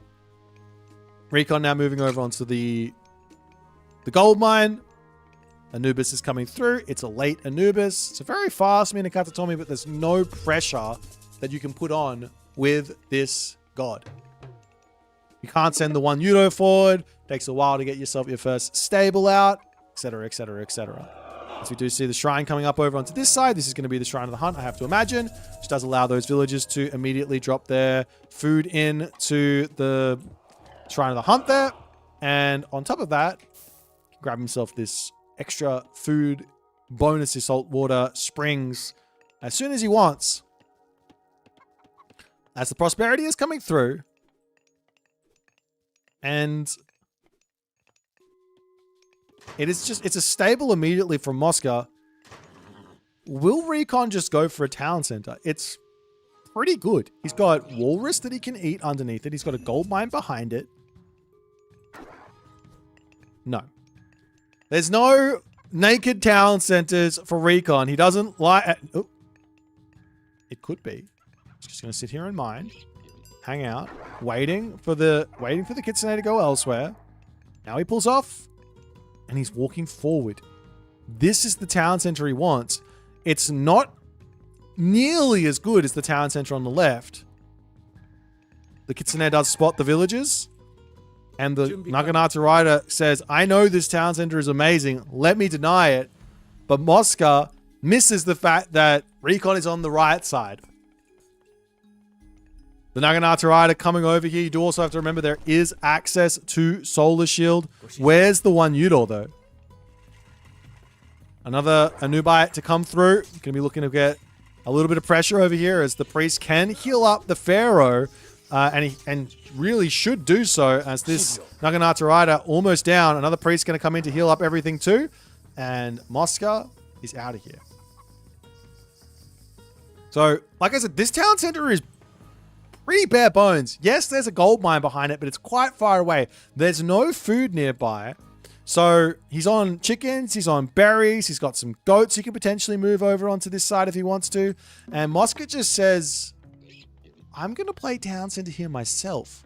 And I'm not only that, I'm going to pick the town center that's right in front of yours as the Anubites will slowly start to move over here. We have a one Yudo, we have a Naginata rider, and Moscow gets away with it to some degree as the Anubites don't choose to go there. They're going elsewhere. He does actually see the town center going up, but realistically, I think he would have lost a villager or two if Recon decided to attack that. But instead, going for the main base, potential to hit this gold mine over here as Moscow will see the Anubites slightly as they come around this side. Whether or not he was staring at the minimap there and saw the blue veil of colors on his minimap remains to be seen. As Recon now pops in onto this side, we've got the Naginata riders coming forward. Spearmen starting to come through as well. More spearmen will be needed though, as the Naginata riders are going to be hitting this. But while that goes on into the main base here, the villagers will be pulled back up onto this top side. Recon does manage to get onto the Pharaoh, immediately pulling the Pharaoh back to the town center, keeps that one safe. And the priest is in for some healing here as well. You've got to heal the villager though. One villager down. Another villager going to be going down here as well, as these raids from Moscow are starting to look pretty brutal. Villager will be able to stay alive here with the hate, with the healing. Does it keep it alive? Trying to do so. It does end up going down. But will a Naginata rider go down? Yes. The trade of one villager for a Naginata rider is always good. While this is going on, the harassment onto this side will take out a one Udor there. Nice little attack. Villager differential is 30 to 28 though. Plus there's Mikos, so it's kind of equal. There's more priests coming in. Villagers now. Where are they going? Onto the hunt over here. That's why Recon is building these spearmen, because he knows he needs to get over here. But the thing is, what Moscow wants more than anything should be to be building samurai here. And he now drops a dojo. And what Recon wants more than anything here should be to get to the heroic age for chariot archers. However, given the way the map is at the moment for Recon, he needs to be on this hunt. So he needs to build units to protect it. But also, he's able to put some incredible pressure on here, charging underneath this town center. As Moscow is just having to face tank it to some degree. The delay of building samurai has really hurt him. As the solar shield comes down to keep the Naginata rider alive. Town center is going to be picking off those low HP spearmen as they're slowly falling. Villagers on this wood line do need to pull back. Does he lose another spearman? He does lose another spearman. Lots of low HP. Two dying to one arrow there. Huge from Moscow as he manages a nice trade back there. But behind this, you see the food starting to creep up. You see the gold already at 500. It's very clear to me that Recon is going heroic age, and that's what he needs. He needs the heroic age. Samurai starting to come in for Moscow. This is scary, or it should be scary for Recon. He can't really deal with the samurai in the classical age. Trying to poke down the Miko over here. Nice control from Moscow. Gets as much damage as he possibly can as he pulls back. I think Moscow actually should be looking to attack here, but he doesn't know that he should. Of course, I know because I can see it. But look at Recon's military. Equal. Whenever you're equal here, you don't want to fight. Recon's going heroic age. And now Moscow, his spidey senses are tingling as he says, let's move forward. But he's very, very careful with it. Villagers on this side have been exposed. We see Plague of Serpents forced. That's fine there for Moscow. He's going to pull back. Shouldn't lose all too much. Turns around, gets another little shot off, picking units off little by little, though one Naginata rider gets sniped there as well. And Moscow continuing to take this fight. I don't believe this is a good fight here for Recon as the first tier of Bushido will come through. We've got the solar shield onto one of those samurai there as the on the musher over onto this bottom side. Not going to go down anytime soon. And Recon taking this fight is really, really dodgy here as the ancestors will be dropped down, but you can just run. Moscow got what he wanted. He got Bushido in. He can just run. He can just garrison. He's got the on the musher here, though he can't use the solar shield on it. If he heals that one up, it's going to be quite nice, though it does end up falling. We see some Bushi and an on the musher in queue, though, as Moscow will need to play defense for just a little bit. Probably overstayed his welcome a little bit too much instead of just garrisoning, and there was no problems with just running and saying, great, ancestors off the menu. Nonetheless, Recon behind this, he can start thinking about dropping himself a Migdol stronghold or something like that.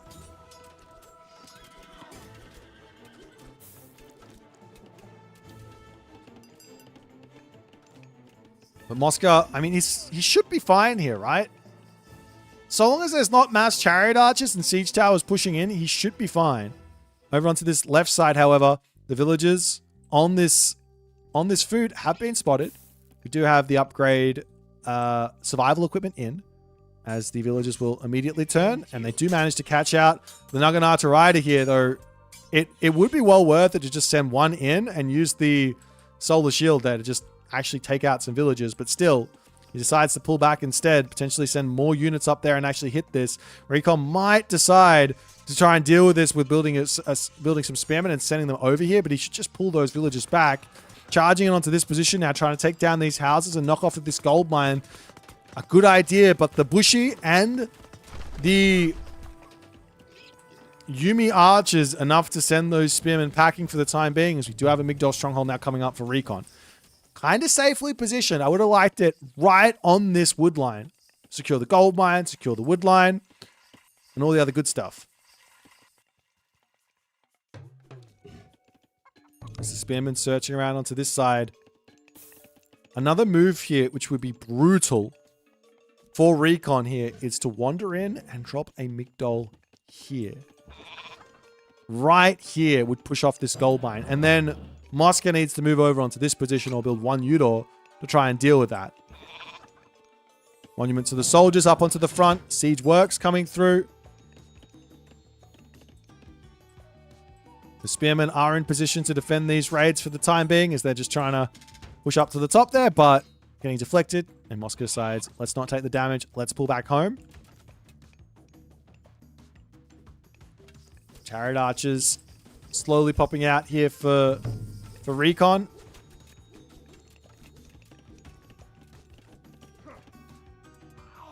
One villager does end up falling.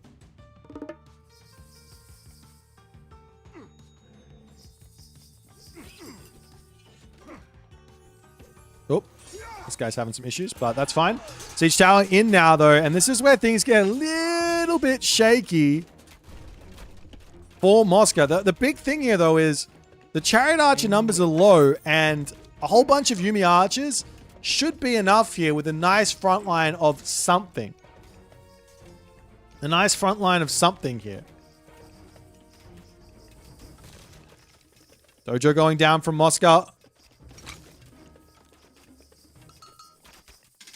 Siege works is working. The Pharaoh actually empowering the siege works at the moment, but Recon's at full population. I do love the idea of just walking forward and putting a Migdol in. Will Recon decide to go for that, though, is the big question. He's going for a talent center, the safe play. Spearman onto the backside here, getting deflected. Every bad engagement here is working in Mosca's favor to get him to full heavy, which is going to allow him to actually deal with this. But he charges in onto the bottom side to hit off that gold mine as well. Great move from Recon. He's only now just going to be grabbing himself medium spearmen, funeral rites, necropolis, all in queue.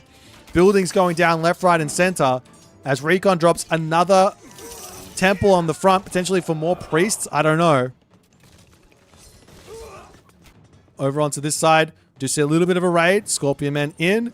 Town center will be finishing up here, and the villagers probably don't even need to garrison, to be honest. He can just kill off those units because he's already there on the defense. Recon is completely inside the brain of Mosca at the moment. Every movement that Mosca is going for, Recon is reacting to.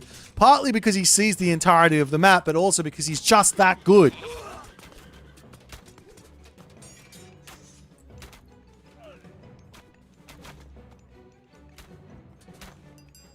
But now the next tier of Bushido is in. Yumi versus Chariot Archers. Kind of a difficult fight. I don't really know who wins it because they both have 19 range. So there's no advantage. So it is just straight who has more DPS or HP or effective HP, right? I think Chariot Archers have more effective damage. 8.8 versus 7.7. One is 3 pop and the other is 2 pop. I guess the Mosca units are a little bit stronger there. Recon doesn't have his bronze upgrades though, nor his heavy chariots. That might turn the tables into Recon's favor there, but Mosca is fighting back valiantly. Up onto the left side for the time being here. Recon's got to be aware that maybe sending a Scorpion man over there or sending some Chariot Archers or sending some Spearmen over the other side is going to be a nice way to go here moving forward. Siege Tower is getting deflected non-stop here as Recon's attack is unrelenting. He does charge over here. He takes down the wall. Villagers will bail off on this gold mine for the time being as Recon is going to be searching. The villagers are on this wood line, but he doesn't see it. Maybe he'll see one villager popping out or something like that, but whether he actually pops over there and takes a look, these villagers have a long run to get back into safety there.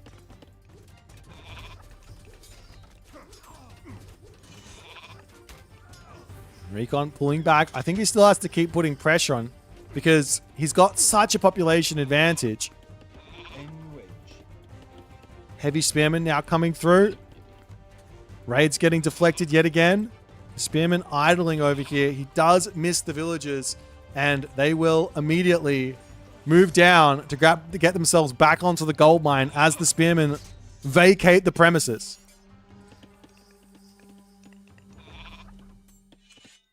An amazing deflection here from Mosca, to be honest. He's playing as well as he can in the position that he's in. But Recon, he's got 2 town centers. He's got 3 town centers, excuse me. He's got 3 here. He's got 100 villages. He's got Migdols up all over the place. Watchtowers coming through. More siege towers coming in. There has to be a Mythic Age coming shortly. Now, whether you go for Thoth or you go for Osiris here, I don't think it really matters. A 4th town center coming in on this left side for Recon is incredibly greedy. But he's going for it as the Spearmen coming in onto this backside. Going to take some villagers down. Town center going to get shanked down as Mosca realizes, I got to do something to prevent this from happening. Lots and lots of damage onto these villagers here. The entirety of Mosca's army over on this left side as the siege tower yet again hitting the town center. The villagers coming up here to deal with this. Naginata Riders searching over here, but the Spearmen are already in to deal with those. Can Mosca win this fight is the big question. He's getting his town center up. He will have himself 3 town centers. He's still in the heroic age. Sorry, not the heroic age. He's still in the classical age at the moment as Thoth is now coming through. Up to the top here, the Spearmen going to be dealing with the Naginata Riders. Great raid from Mosca, but better deflection from Recon. Still trying to knock this town center down. Does Mosca have himself his Mason's tech? No. But a great defense thus far. Town center has 8 villages inside of it to pop out and try and take out the siege tower, but there's so many units in for Recon that he can't really do that. And now the town center ends up falling, and Recon is going to be able to grab this one for himself. Over onto this side, villagers coming through, but the chariot archers are in, the spearmen are in. Tiny little raids, tiny little amounts of units here to deal with all this. The villagers even getting brought into the attack. I'd love to see another Migdol stronghold getting dropped down here by Recon as well. He's getting one up onto the top side, slapping fortresses down all over the map. Is the game plan on this map, and it's always been the game plan on this map. Another Migdol stronghold for Recon to come down on this position to potentially secure the town center too. And with Thoth, it does come the incredibly powerful technology, Valley of the Kings, but at 20 minutes, 21 minutes, both players have got 100 villages. They've both got enough economy. But Mosca says he knows he's too far behind. Once the Mythic Age comes in, that's catapult, and that's a lot of issues. And Recon manages to take Mosca out in 4 games with some incredibly powerful gameplay. He got 2 wins with the Egyptians. He got 1 win with his Norse. An incredible series here from Recon, as he will be moving on to the next round, but that doesn't mean we have to wait. We're going to see him playing again today. Unfortunately for Mosca, that is the end of his Pandora's Box 2 journey, so to speak. He'll have to participate in the next tournament, whenever that may be. But nonetheless, we're going to take the shortest of breaks here while we get set up for Grass and Groom and Soup. Don't you guys go nowhere, and we'll make that happen. See you guys shortly. Look at the villager differential right now. 36 to 83. Restoration comes down. Nidhogg comes down. Flaming Weapons comes down. The Nidhogg almost drops it immediately down to 500 HP. In fact, it's dead already.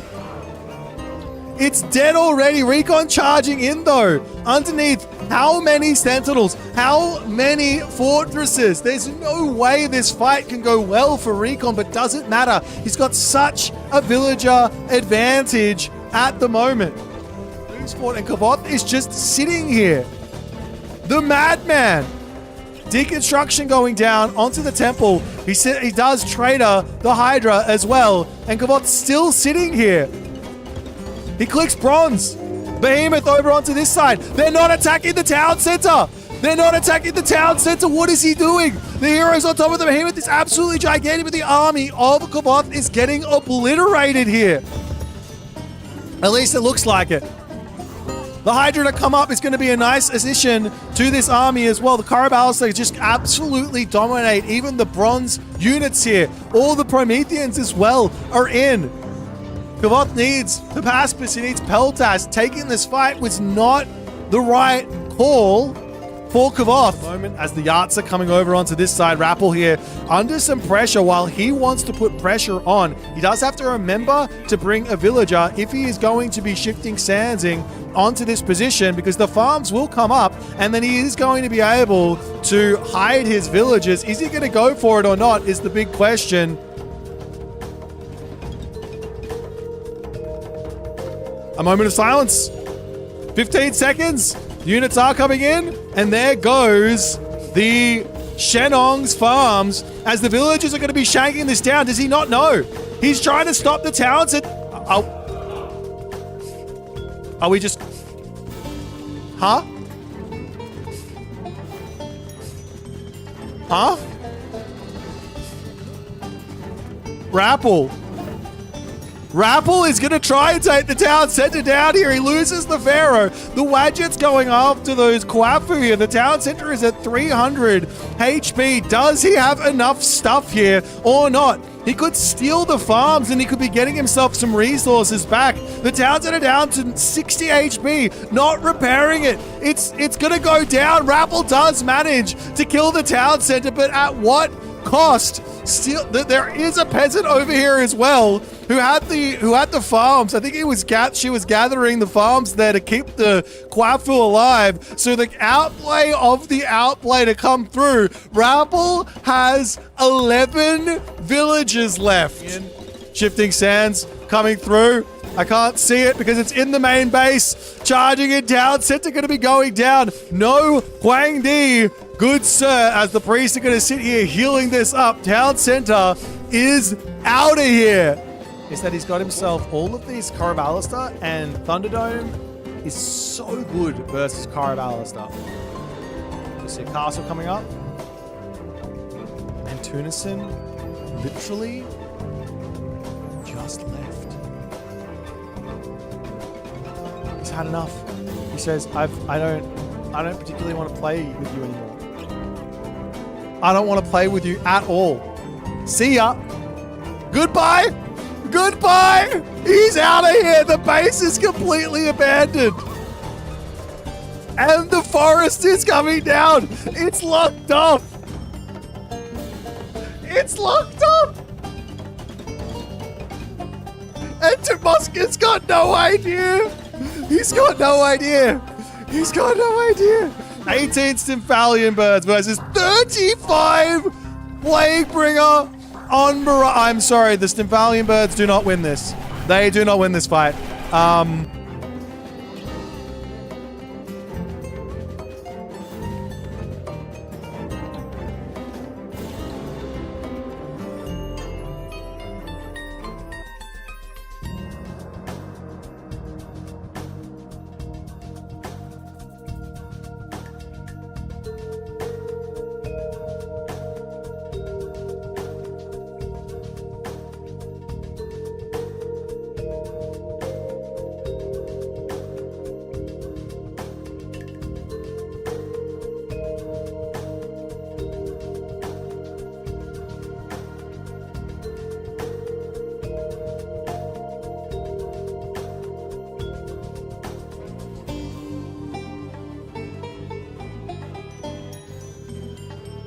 The Cyclops picks up the dwarf. Alrighty, ladies and gentlemen, another day, another you, another me, or should I say, another game, another you, another me. We got ourselves our next matchup of the day. Our next matchup of the day, indeed. Another blockbuster affair here. We've got Grass, we've got Husk Soup, Super. I still don't think I'm saying that right, but I tried. I tried, and that's all that matters, right? Doesn't matter. It doesn't matter the result, just so long as you gave it your best. That's all I want out of you guys, just giving it your best.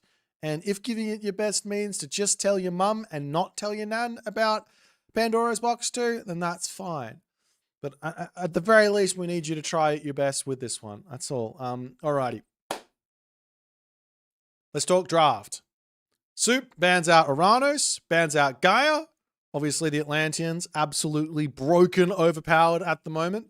And Grass bans out Susanoo, bans out Tsukiyomi, two incredibly powerful gods for Soup.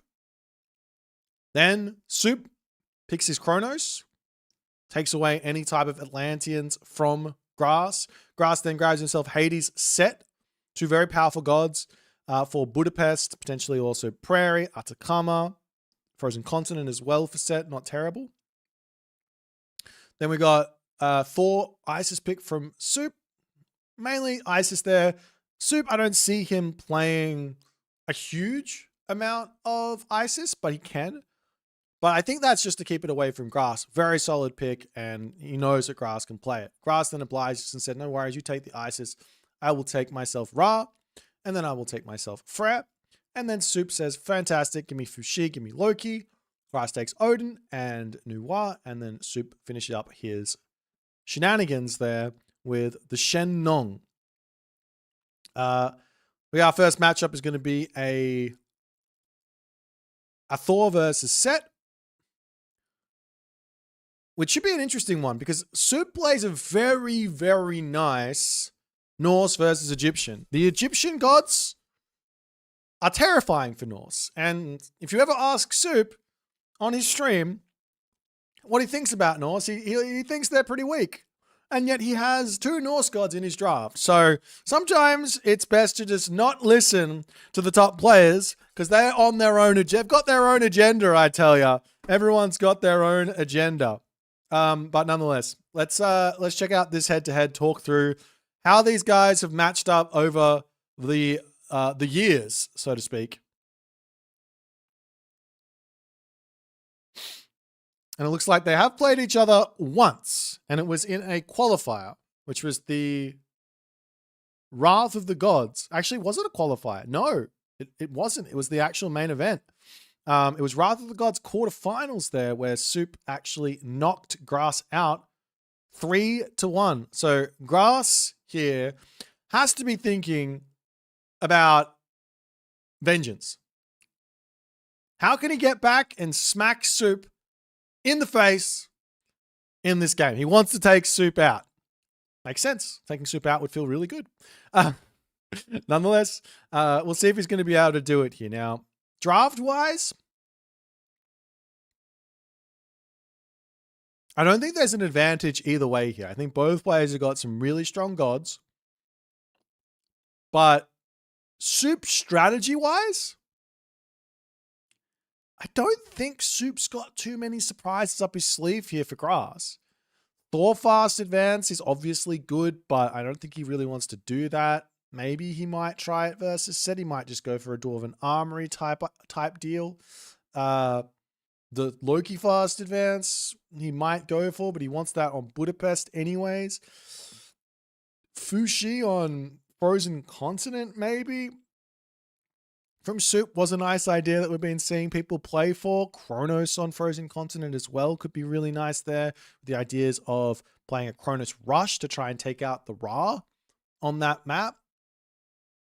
Lots of different choices there along the Soup lines. Not really time to talk about Grass's options here. So let's jump into our first game, which is going to be on the map Prairie.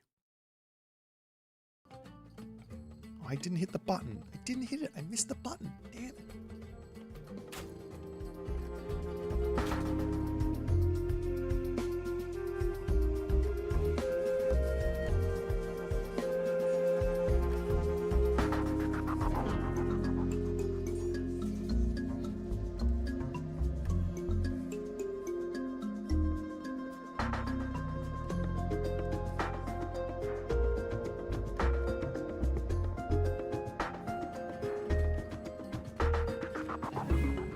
And off we go into game number 1. Losers bracket quarterfinals. In the left-hand corner of the map, playing as Thor. Up to his own shenanigans, but not the most crazy of shenanigans. We'll talk about it soon. We've got Mr. Husk Soup. Remember Soup, apparently. I don't know why we need to remember it, but we have to remember it. His opponent today is the youngest member of the main event. I don't know how old he is, but it seems like he's been a child for as long as I can remember, which is a long time. His name is Grass, and he is going to be playing some set for us. The map is Prairie. What is Soup up to, you might ask? He just built a dwarven armory. There's nothing crazy here. Well, let me tell you. He chopped down an entire tree. So he grabbed himself a total of 200 wood. And then he went to the gold mine. He's getting himself copper shields. He's getting himself copper armor. And from here, this will allow him a very solid classical age advance time. It's probably around about 4 minutes that he's going to be hitting the classical age, which is really powerful with those armory upgrades in hand. The question is, behind this, is Soup going to go for a forward temple and put the pressure onto Grass? Grass here is just dropping a temple pretty slowly, I might add. One temple villager only here, which means at the very fastest, it's going to be a 4-minute 15-ish classical age. So we'll see. We'll see how it's going to go. And, oh, never mind. Now he pulls the next villager over there and he wants to advance a little bit quicker. House is also going to be coming down.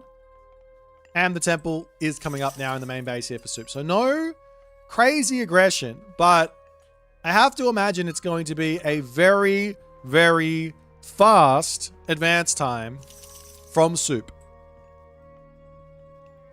Anubis going to come through here from Grass as well.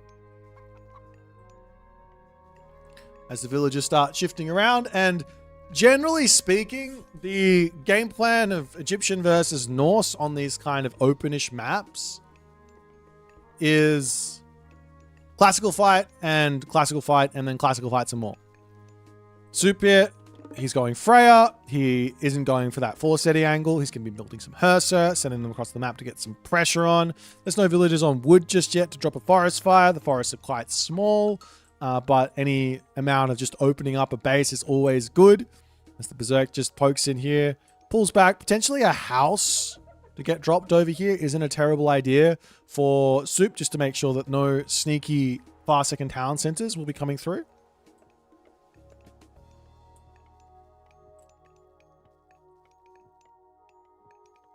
A second monument up for Grass as well. As the Anubites, the animals, and the barracks is dropped. And Soup does see the barracks. Meanwhile, also for Grass, he drops the vision down and seeing exactly what's coming for him. He sees the armory, he sees the temple. Does not see any buildings though. As Soup now says, let's get in here. Got to get some early damage done. We advance fast for this specific reason. As the animals are set, we'll die out over onto this side. That'll be somewhat nice there as Soup almost chopping a Berserk there. We'll decide, no. We got to get out of here for the time being. Over onto this left side, searching for someone to take out. We'll find a baboon. A little bit of extra favor in for the Supinator as his Herser starting to move over here. But the Axeman is now out. You've got to be so careful with this with these Herser against these Axemen. One Anubite doesn't go down. He keeps it alive, just barely. 15 HP and a dream with that one, as now Soup has to bail all the way back into his main base. No longhouse up, and he doesn't actually get off what he wanted here. Doesn't have his Valkyrie out, so he can't heal up his units. Doesn't have his throw and action out, so he can't deal with these early game infantry units. He's getting his upgrades in. He gets hand axe, he gets pickaxe. He's onto the chickens, onto the back here. There's not a whole lot of food in the main base either. for Soup, so he has to go chickens and berries and things like that. Getting onto chickens isn't the end of the world here for Soup. They gather pretty quickly.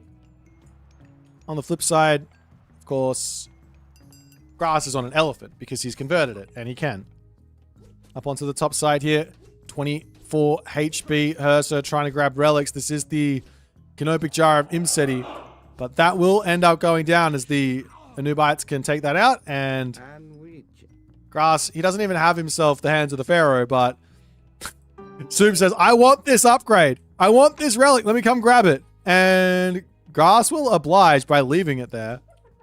Does Soup ever walk over? He's not going to walk over there just yet. His main base under attack. That armory going to get taken out. Definitely doesn't want to be losing this one before this copper weapons comes through. That'll be brutal. It is kind of expensive. On the backside now, we see a great haul coming through. Really not that many units in for Soup. This is not looking good. The overwhelming amount of set units for Grass here is going to be brutal to deal with. Now he does have Dwarven Gold Mine, which you can use. You can get watchtowers in as well. This longhouse at a very, very precarious position going to be going down. And that means another military building is needed to drop down to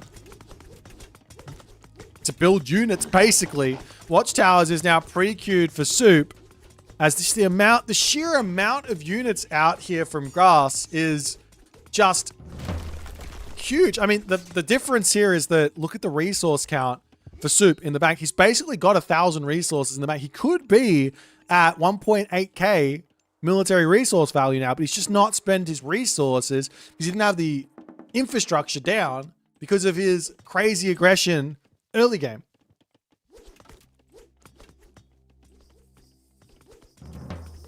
And now he has to somehow catch up, get his units out, try and snipe some stuff. This tower going down is going to be brutal here.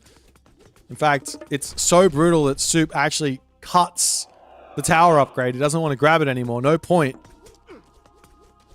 Villagers onto this side getting targeted down. The Throw and Axeman coming in. These units do have themselves a fairly significant boost in armory upgrades, but the Plague of Serpents to come down. The village is now going to be bailing. You can drop over onto this side, pop onto these goats, and keep going that way. Grass doesn't care about the town center at the moment. We see the Dwarven Mine coming through. Lots and lots of struggles here for Soup with the production from this aggression. I don't believe that he's just sitting underneath this town center, but it's doing so much damage. He's picking off so many units, and Soup taps out very, very quickly in game number 1 as Grass just overpowers him. This was a fairly stock standard build from Grass, but he didn't take any damage early on, and I think that was the big thing. Generally speaking, actually, in this matchup, these early attacks don't work versus Norse because they've got more units out than you as set. But because Soup did something slightly different, he didn't have his military buildings down. He wasn't producing. Even though, economically speaking, he's actually in front, militarily, he's just not there. And a lot of this just comes down to this fact right here. Not able to spend those resources, not able to get his infrastructure, and didn't place his buildings nice and safely. Losing this longhouse hurt. Should have had himself a ton of Throwing Axemen out so that it would prevent these units from coming forward, but doesn't end up working for him. And that there is game number 1 in the books.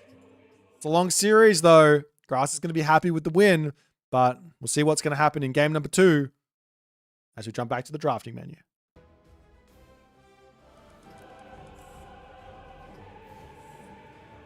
Next map is going to be Budapest, and I can already imagine the matchup before I see it. I don't even have to open it to know what the matchup's going to be.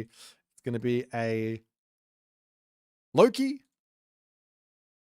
versus Hades matchup. Some of these ones, you just know what's going to happen. Other ones, you got no idea.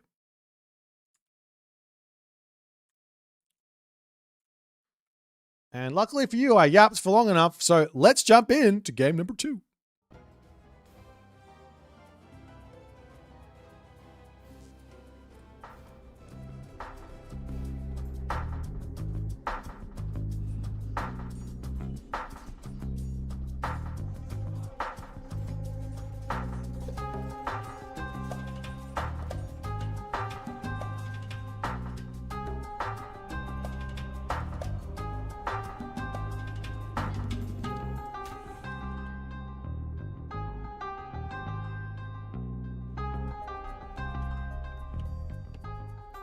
Off we go into game number 2 here. The map is Budapest. We have Loki. We have Hades. The stock 2 matchups for this map in this tournament. You know what's going to happen. You just know. This is just how these tournaments work. No matter what you do as a tournament host, no matter what you throw at the players, eventually they will settle on a meta for the tournament. Whether it's the best gods for the map or not, doesn't matter.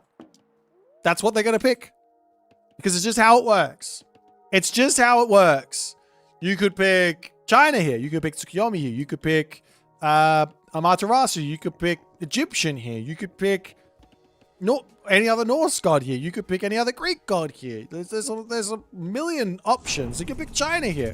There's a million options. And Zom, holy Zom, coming down. Holy, oh my God. Soup, you've done this once to me before, my friend. I don't want you to lose a berserk 2 seconds into the game again. The other problem with this is 19 HP, and this Katoskopos can literally just come over and start wailing on this berserk. He is useless now. He's got to go back home. Super's not quite registered that he can't come up and complete this dock at the top of the map. He's not able to. He's going to lose this berserk. Like he might try for a wall or something, but this is so incredibly risky. Just come back home, sit under the town center, and be safe here, my friend. You just build another berserk. It's not the end of the world. As he comes back in, Katoskopos will eat some arrow fire. Turns around. Now, Grass is not running away. Does decide to pull back, but loses a lot of HP down to 32. My God. How terrifying can one game be? Up to the top here. Villager for Grass decides, yep, let's put a dock down over here. No problems. And, well, Soup, he's going to sneak down to the bottom and try and get a dock down here. If I'm Grass here, I'm sending this Katoskopos to hunt on this side of the water. If there happen, and I might even send the villager over. Yeah, exactly. I might even send the villager over here to hunt for the berserk as well. But another berserk to come in. This one will see a villager. Sees the other. Oop. No. Soup. Behave. Behave, Soup. Is he going to pull in and at least get a wall in? Like a wall like this or something? No. Okay. This is not behaving, but he's okay. It's fine. Temple is up. You can come over onto this side and drop another dock over here. No problems.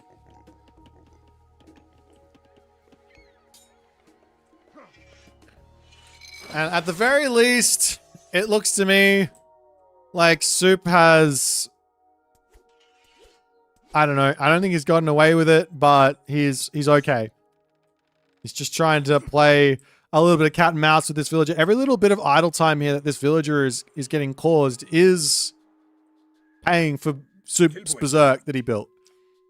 So, not terrible. Not a terrible thing. Ajax coming out. Dock over here coming through. A villager for Grass also on the way. 9 seconds remaining on the dock though. And it looks like he's not going to check.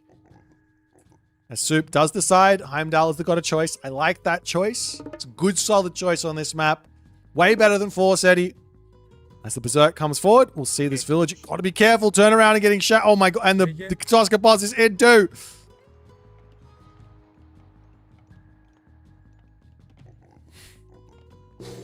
Doc coming up onto this side. But can a 12 HP Berserk beat a 55 HP Villager even? Oh my God, this is too much for me. This is too much. The Villager's coming over. 7 seconds. He doesn't know that it's the low HP Villager or Berserk. I don't know. Up onto the top side, we are seeing these fishing ships coming out. The space has already been taken by Grass. Onto this side, there's nothing in here just yet. Potentially an undermine here to take out the dock nice and quickly with the Iron Harry is not a terrible idea. We see Great Hall and Longhouse. Soup yet again putting these right in the middle of the map. Super exposed. I don't like this building positioning from Soup. Of course, in Soup's mind, he says, if my opponent is at my front door attacking me, I've already lost, so why not put them in the front? But I don't like creating the weakness where that's concerned. As a longboat out, trireme out, and a little bit of fun on this water for the time being. I think all Soup wants from this is just a little bit of a trade. As the dock over here will take out the longboat of Soup. Up onto this side, this dock will eventually fall, but a trireme is coming. Hoplites also starting to come through as the longboat here trying to take out one. Hoplite, will he be able to? One more shot. Yes, he does. He gets a kill. It's not an even trade, but it is a trade as there's two triremes out for two longboats on that side. Over on this position, the dock will end up falling. But at this point, Soup not going to want to build like a siege ship to deal with this trireme. He's going to try his best to drag this trireme under the dock and get it killed without him wasting the resources. I don't think it's worth it, but that's what he wants to do. Behind this, Safeguard, Rigstula also queued up. I'm not sure about Safeguard before Rigstula on this map, but that's the choice from Soup. As the unit's now coming in to start knocking at Soup's front door. And the longhouses are precariously placed. And a little bit of a fight will be ensuing here as Soup's starting to train his units out. Pulls back for a longhouse in his main base here. And the dragon ship is out to deal with that trireme. Great Hall coming through. In a way, this buys Soup time. In a way. But I mean, this is still lost resources. Losing a longhouse, losing a Great Hall here as well. 135 wood. It's a lot of resources down the drain. And Soup can't really take a fight here versus any of this unless he's got some units in. So can't really face tank the hoplites. I mean, realistically, he just needs throwing axe. He turns around, takes the fight in this choke point, but this does not look super good for him as the raiding cavalry get onto the back line. He will be able to make raiding cavalry straight on to those Toxotes. His watchtowers will be coming through. That will give him a little bit of a lifeline. Over onto the right side, a Great Hall coming through.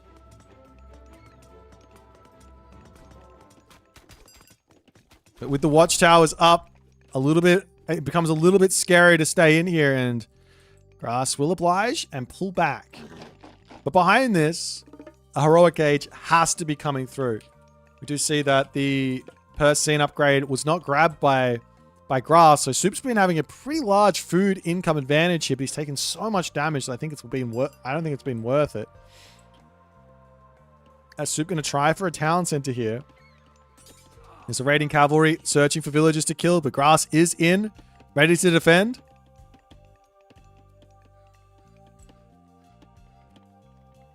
Dwarves making their way over onto this back gold mine.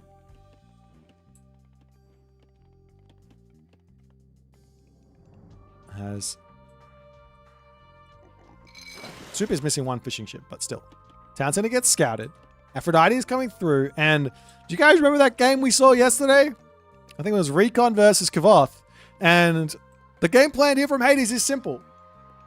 Walk forward and slap a fortress down in your opponent's face. Now, in this specific situation, a fortress right here sounds amazing. You can hit this position, you can hit this position. The fortress here is safe, but you can't hit this town center. Towers coming up on the back here from Soup as well. Wow. That there is a decision and a half. Of course, Bragi now coming through. I can't accept Bragi. It's not the right call here. Njord is the right call here. I can't accept it. You've got 16 fishing ships. You've got all of this hunt to eat. How are we not going Jotans versus a one-town center Hades? My brain. Nonetheless, town center under attack here as Grass says, if you're not going to fight me, you're going to be in some trouble. I've got myself Curse. I've got myself Restoration.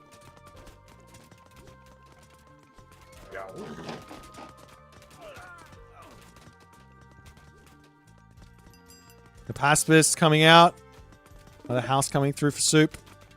But he does lose his town center. He gets the villagers out, so he's got a tiny villager advantage. And the town center was cheap. And he's Norse. So it's not the end of the world to lose the town center. Obviously not good to lose the town center, but not the end of the world. Minotaur coming around onto this side to hit these villagers as well.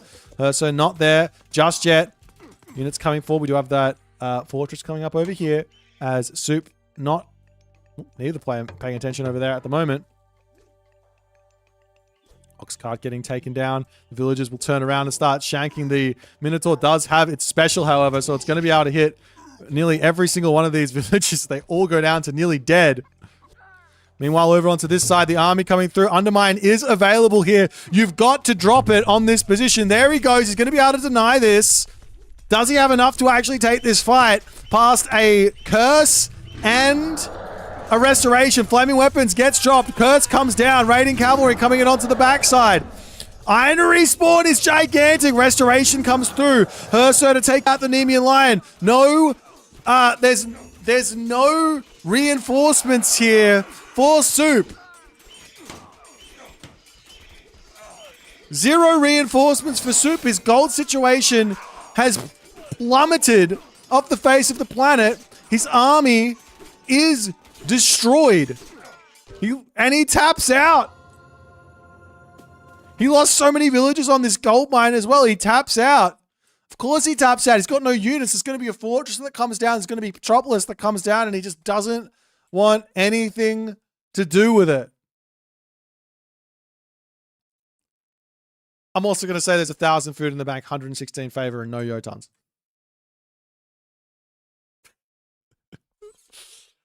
Oh, no. A well-played game from Grass, though. Soup has to get his head in the game right now to deal with what Grass is doing. It's just been aggression. He's been getting attacked, and he's been getting attacked. He's made the same mistake in both of these games thus far, and that was a forward, basically just forward military buildings. Put the buildings in a safe position that protects your base. That's the game plan. That's what you want to be going for. Nonetheless, doesn't happen. Grass is up 2-0, and we may be heading to our losers bracket semifinal very, very quickly here. This series has been going for 24 minutes only at the moment. Let's jump back over to the draft and see what they're going to pick for the next game and see if Soup can get on the scoreboard or if he's going to get swept in the quarterfinals of the losers bracket.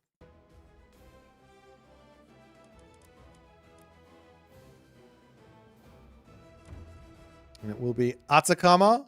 It is going to be a Kronos versus Frere matchup.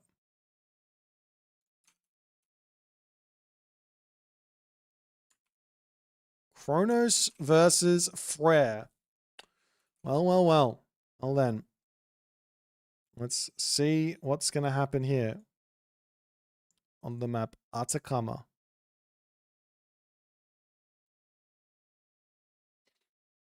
Off we go. You thought we were waiting. We're not. We're off.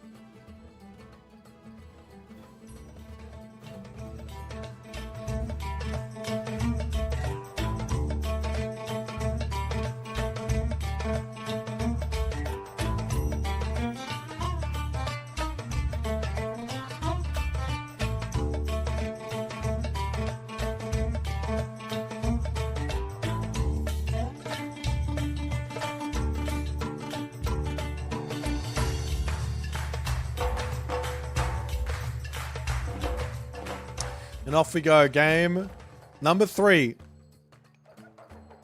Everyone's favorite Norse lookalike. I was trying to figure out something smart to say, but I couldn't think of it. But our favorite Norseman is back up against a wall, and he's going to his pride and joy, the Kronos, one of his strongest gods. His opponent here, grass. He drops a wall. Really early wall. That's a wild wall. An absolutely wild wall. What is Soup going to do in this game? To me, it's looking like a fast classical age. It's looking like a Kronos rush. Is he going to go for Prometheus? Is he going to go for Leto? Surely Grass is aware that this is a possibility. He's got himself a couple of villagers on gold. He's got himself his Gatherer there too. His Berserk is scouting.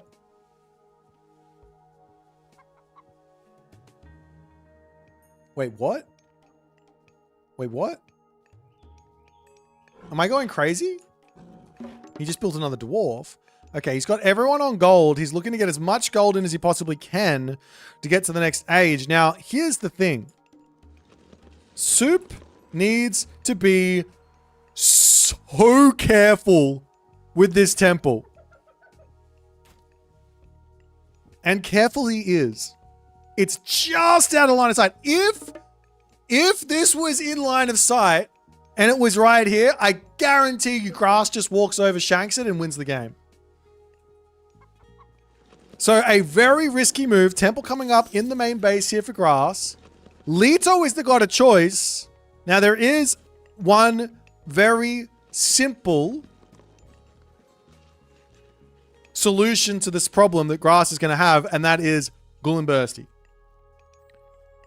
Against the Kronos Rush, you basically need to drop Gullinbursty or you're going to have some real troubles. Leto is in.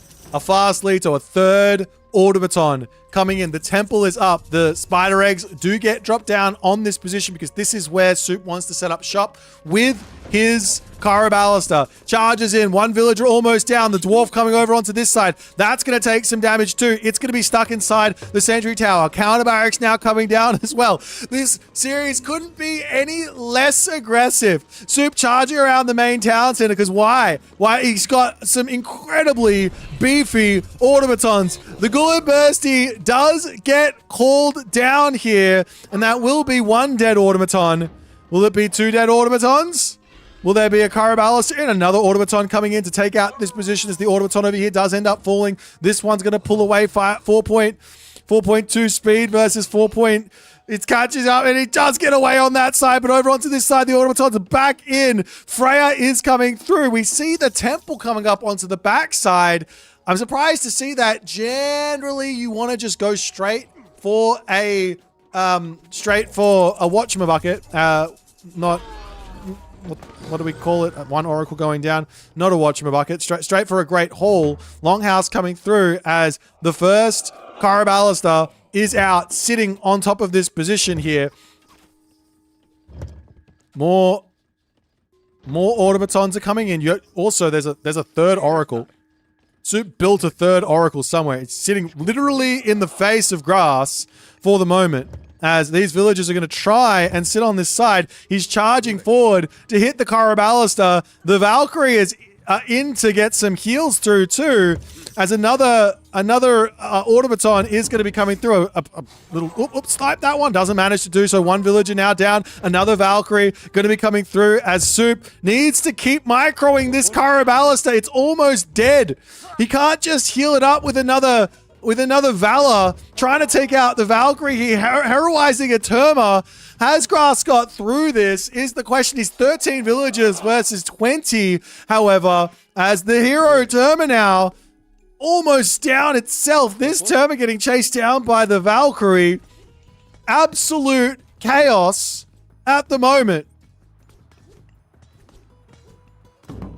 What's Soup doing behind this? One military barracks going down. Coming up. One military barracks coming up. One Berserk coming through. The cheekiest of automatons. Not going to be cheeky enough there as the automaton does get spotted. The Berserk, however, will go down. Is there a Caraballister coming out, perhaps?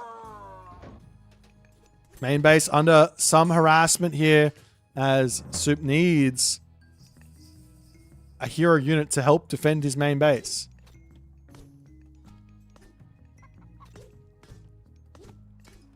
See another Caraballister come through as this automaton pops out. Unfortunately, the timing on this one, not ideal. Charge at the very least towards the Caraballister that's about to spawn. Pops out over onto this side. Another automaton to come through. Soup needs to get his automatons back alive as the Caraballister here is going to be enough to keep them, and the automatons are coming back online.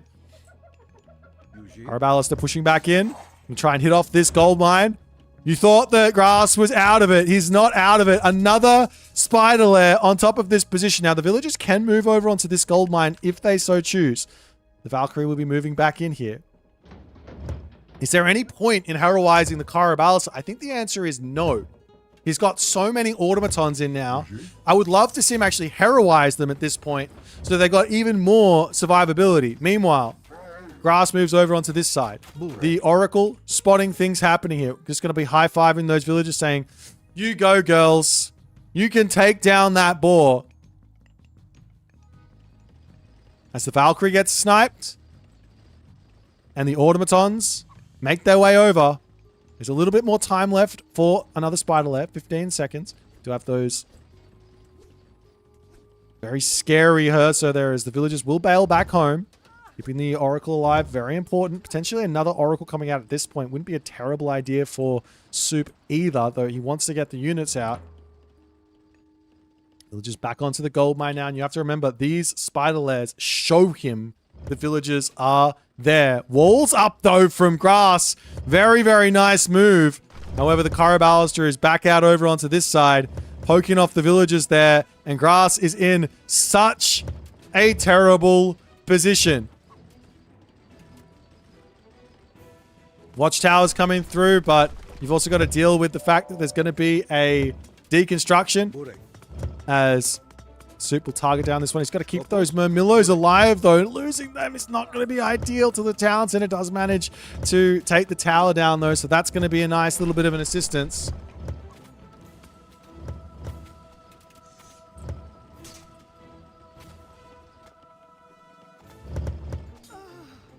One Berserk falling over here as Soup checking this gold mine again. I mean, he's got an Oracle there. He's got an Oracle here.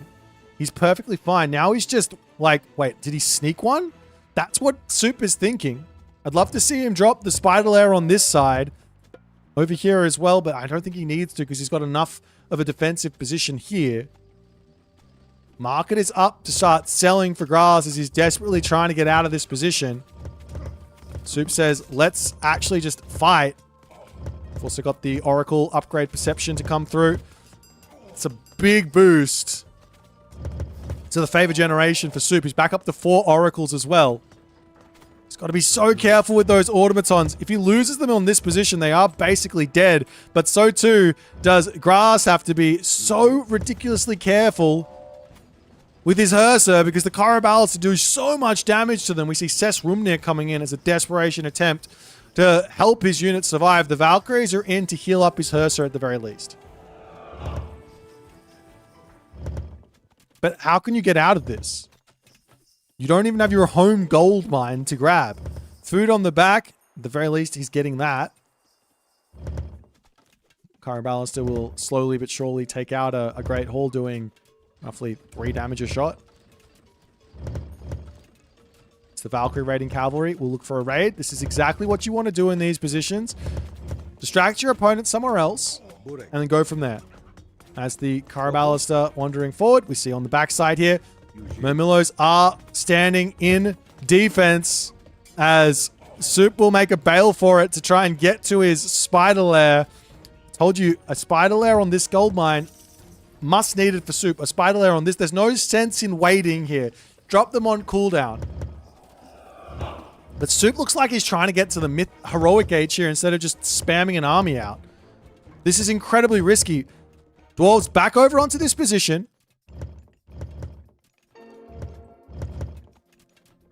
And Soup does notice it. He's making his way over there now. We have ourselves the Temporal Chaos technology coming through. That's wild. Automatons to try and take down this backside. We see Forest Fire coming through. This is the fight that Grass needs to win here. The Hearser taking out these units onto the back here. The Automaton trying to pull there to deal with those Valkyries. He's just got so many resources in the bank. He's done it to himself again. He's just refusing to make units as he pulls back onto these spider lair eggs. One unit goes down. 2 units. So many units. This is the trap right now. He springs onto these guys. Forest Fire is down, but Soup is now... He has to be going next age, right? Like, he's done so much damage. He's in such an aggressive and advantageous position. He's bailing out on the attack and says, let's just convert the advantage. I feel like he had the gold star. I feel like he could have just won this game with some smart spider lair placement and just spending all of his resources. But instead he says, let's go heroic age and lose all our automatons and make this game a game.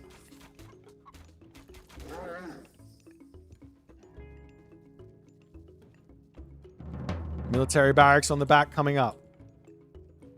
How do you bring yourself back into this if you're Grass? You're behind on villagers ever so slightly. That's about it. He's not even that far behind on villagers if you really think about it. Each one of these villages here is worth approximately 1.5 actual villages. So he's got 23 villages, right?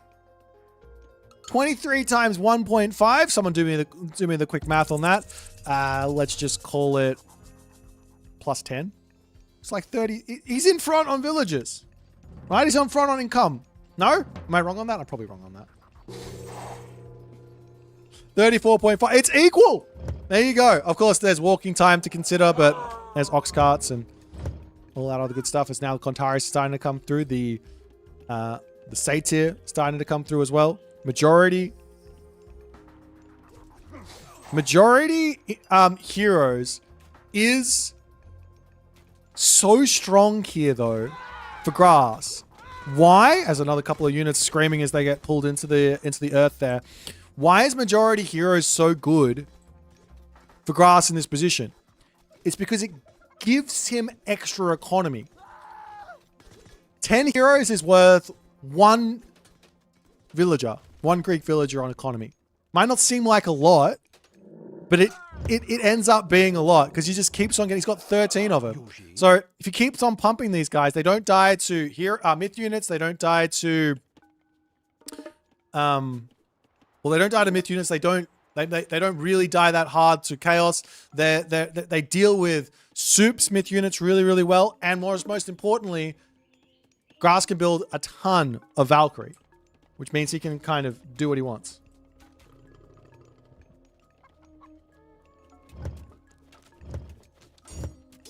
As Soup charging forward, he does have himself chaos, and I imagine he wants to drop it here. As there he goes with that one onto the backside. However, those Hearser are on top of those Satyrs. This army is only really the Kyra Ballister here that's doing anything, but the front line of Contarius does seem to be enough as one Satyr goes down and Grass taps out as Soup manages to convert his Chronos Rush in game number 3. The Leto finally hits. We've been talking about it for so long. Soup is well versed in the Leto after playing many, many ranked games with everybody and their mum picking this god, but using this against Norse of all gods was a wild decision. Now, I want to talk before we jump into the thingamajiggy. I want to talk about this advance time. Where is it? I want to talk about this advance time. 4 minutes and 7 seconds versus Chronos. That's a no-no. You're not allowed to go 4 minutes and 7 seconds versus Chronos. No. You have to go 3 minutes and 30 seconds or get yourself a Hearser out before your temple gets deconstructed. One of those two. But a well-played game here from Soup nonetheless. Let's jump back over to the draft and see what they're going to pick for game number 4. We have a series. It's quick, but we have one.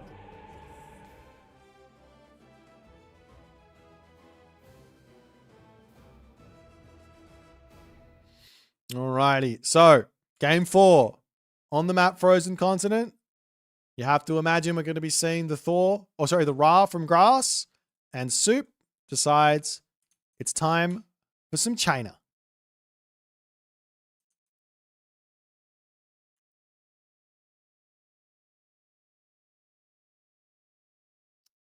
It's time for some China. So these guys are off to the races right now. We have a Fushi versus Ra matchup. Very, very spicy. We have seen Grass on this matchup before. We're going to see it again, however, as we jump into Frozen Continent.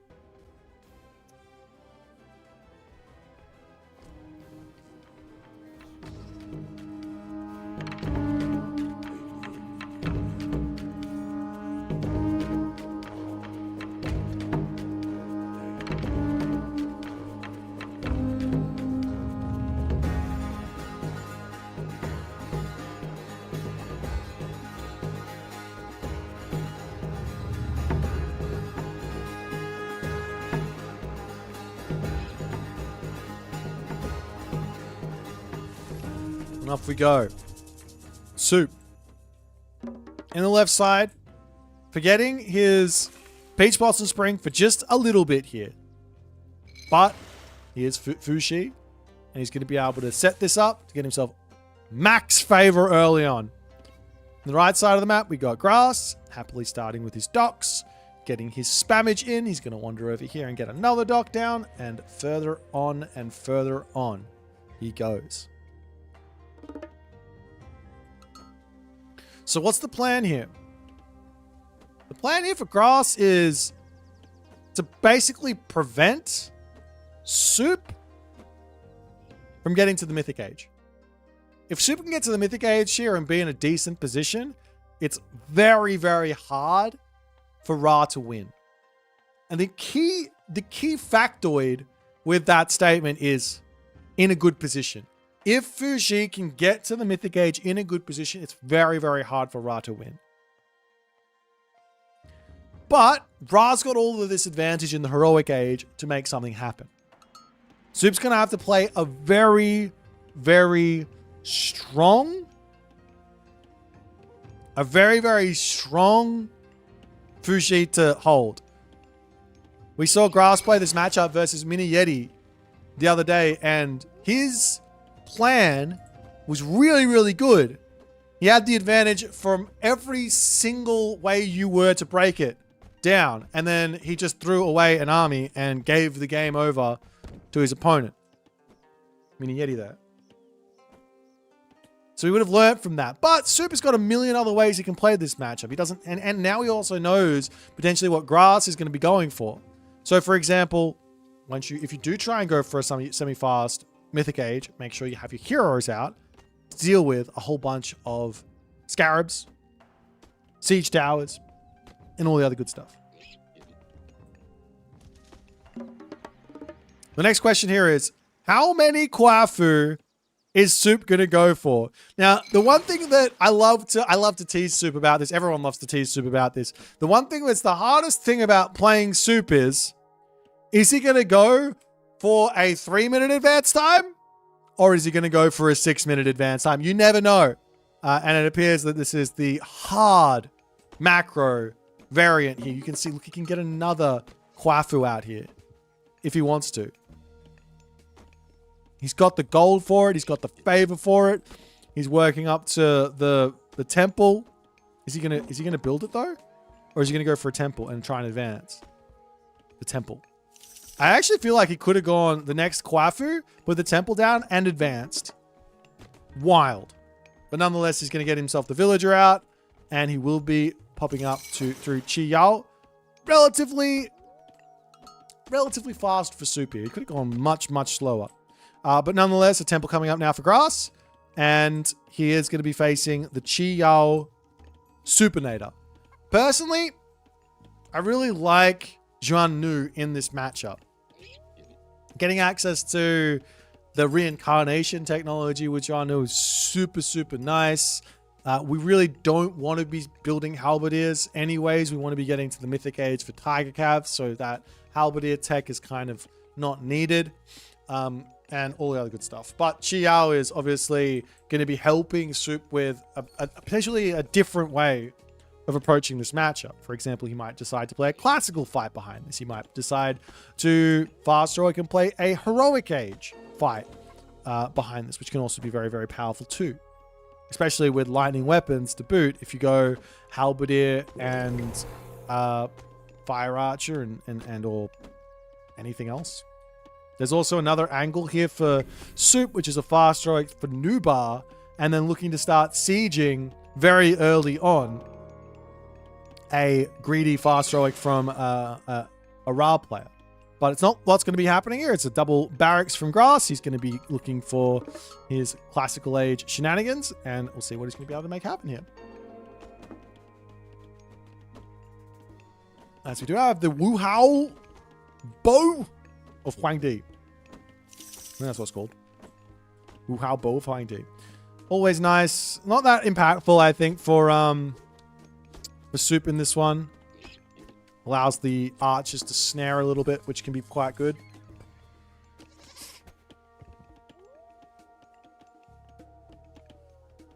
Nonetheless, we've got a military camp and Imperial Academy also coming up for Soup as he's going to continue his... I love Soup. He's literally just pre-queuing Kwafu. The economy for Soup is going to be out of this world. However, he's going to chew through this gold mine.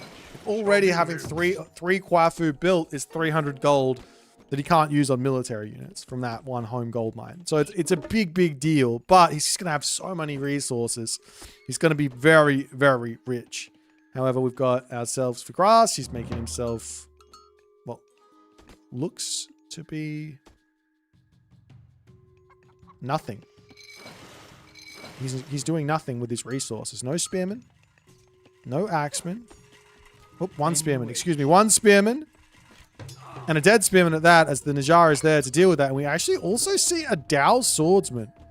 A wild unit here from Soup to be building at this point in the game. Generally speaking,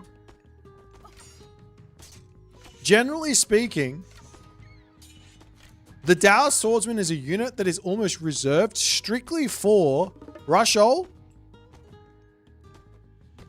or the late game Shenong with Rushol and Huang Di. Is that right? But in this case, Soup just builds it. It might just be a bit of a fake, but it does slow his units down. It's very, very strong. It might force out a axeman or two. As over onto this side, the Archer will spot this laborer, and that is going to be a... Yep, there he goes. Does spot the laborer, and that is going to be first villager blood, as the Archer gets to taste that one. Up onto this side, though, the spearman searching for villagers to kill and all the other good stuff. Soup at the moment, 7 docks. Grass, 9 docks. So slight advantage for Grass after all is said and done. But Gormang is now coming through for Soup, as the woodline has been spotted. I must say, Soup is trying to expand his... He's trying to expand his base a little bit too much for my liking. You really... Like, look at this. He gets this one connected as well. You really do want to lock your base in versus Ra. Versus Egyptian, because they can raid you with spearmen, they can raid you with camel riders, and it's very, very difficult to deal with them as the Chinese. So building your base in a way that actually defends it all is very, very strong. But nonetheless, both players are going to be in the heroic age. Soup has now moved up to 7 Kwafu. He's got a very large villager advantage cooking here, 32 to 26. But Grass hits back a little bit with his fishing ships. As Grass does steal the Peach Blossom Spring for a little bit. One way to prevent this from getting stolen is to actually put a silo nice and close to it early on. As the attack coming in from Grass over here, he's got himself the Wadjet, a couple of other units, but the Fire Arch is coming in, and the teenager through is incredibly terrifying as that Wadget goes down, the Fire Arch is going to be dealing with this very, very quickly. In fact, Soup's so confident he's going to win this fight as the Taowu comes in. He already sends a Kwafu over here to get this position. He doesn't have any answers for the medium slingers just yet, but I'm not sure it's going to matter. Only one Kwafu on the ballet is a little bit risky, but doesn't matter as Grass needs to pull back. He's got one Scarab.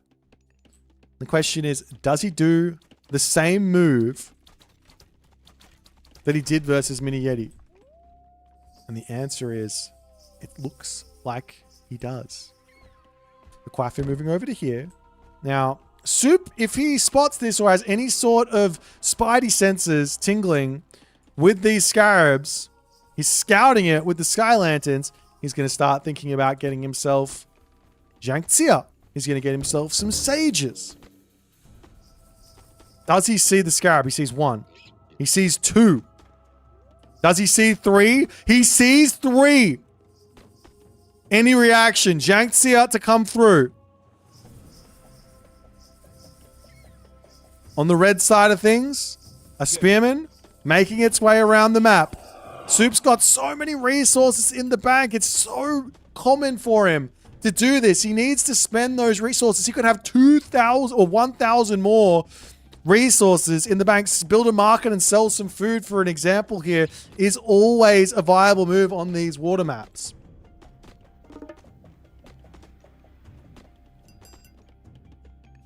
As the Spearman around onto the side. See a Spearman coming onto this side as well, looking for an option to either attack here or attack here. Soup, though, looking to move forward as these Scarabs will get greeted on this position. But Soup just, like, not even paying attention on this one. His army is all messed up over here. The Taowu should use its special at the very least to knock all the units and run, but lightning weapons gets dropped down. What is this move from Soup? He does then bash everyone away, but he's losing everything. Units queued up. He's making White Horse Cav. He's got to get himself some more heroes in. An absolute blunder. An absolute blunder from Soup as the Scarabs see the Forest Protection Ballet and they say, no worries, I will take that out. Very quick, smart. Fire Archers to try and take out the Spearmen. White Horse Cavalry on the backside. The Kwafu to come over and start healing up. The Pioneers to try and take out the Scarabs, but it's too slow. The Teenager to come back in. The Spearman on top of those White Horse Cavalry. Soup in absolute disarray right now with a huge amount of food in the bank and 0 military units.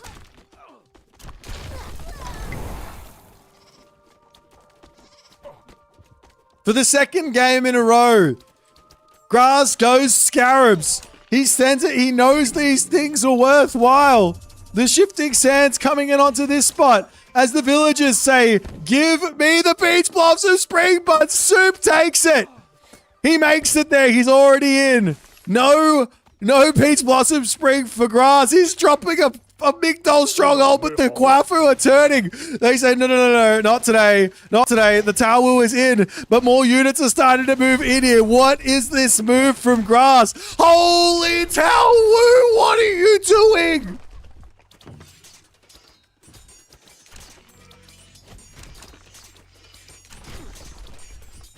That there? I don't know what that is. The Taowu isn't meant to move that fast, but apparently it can on ice.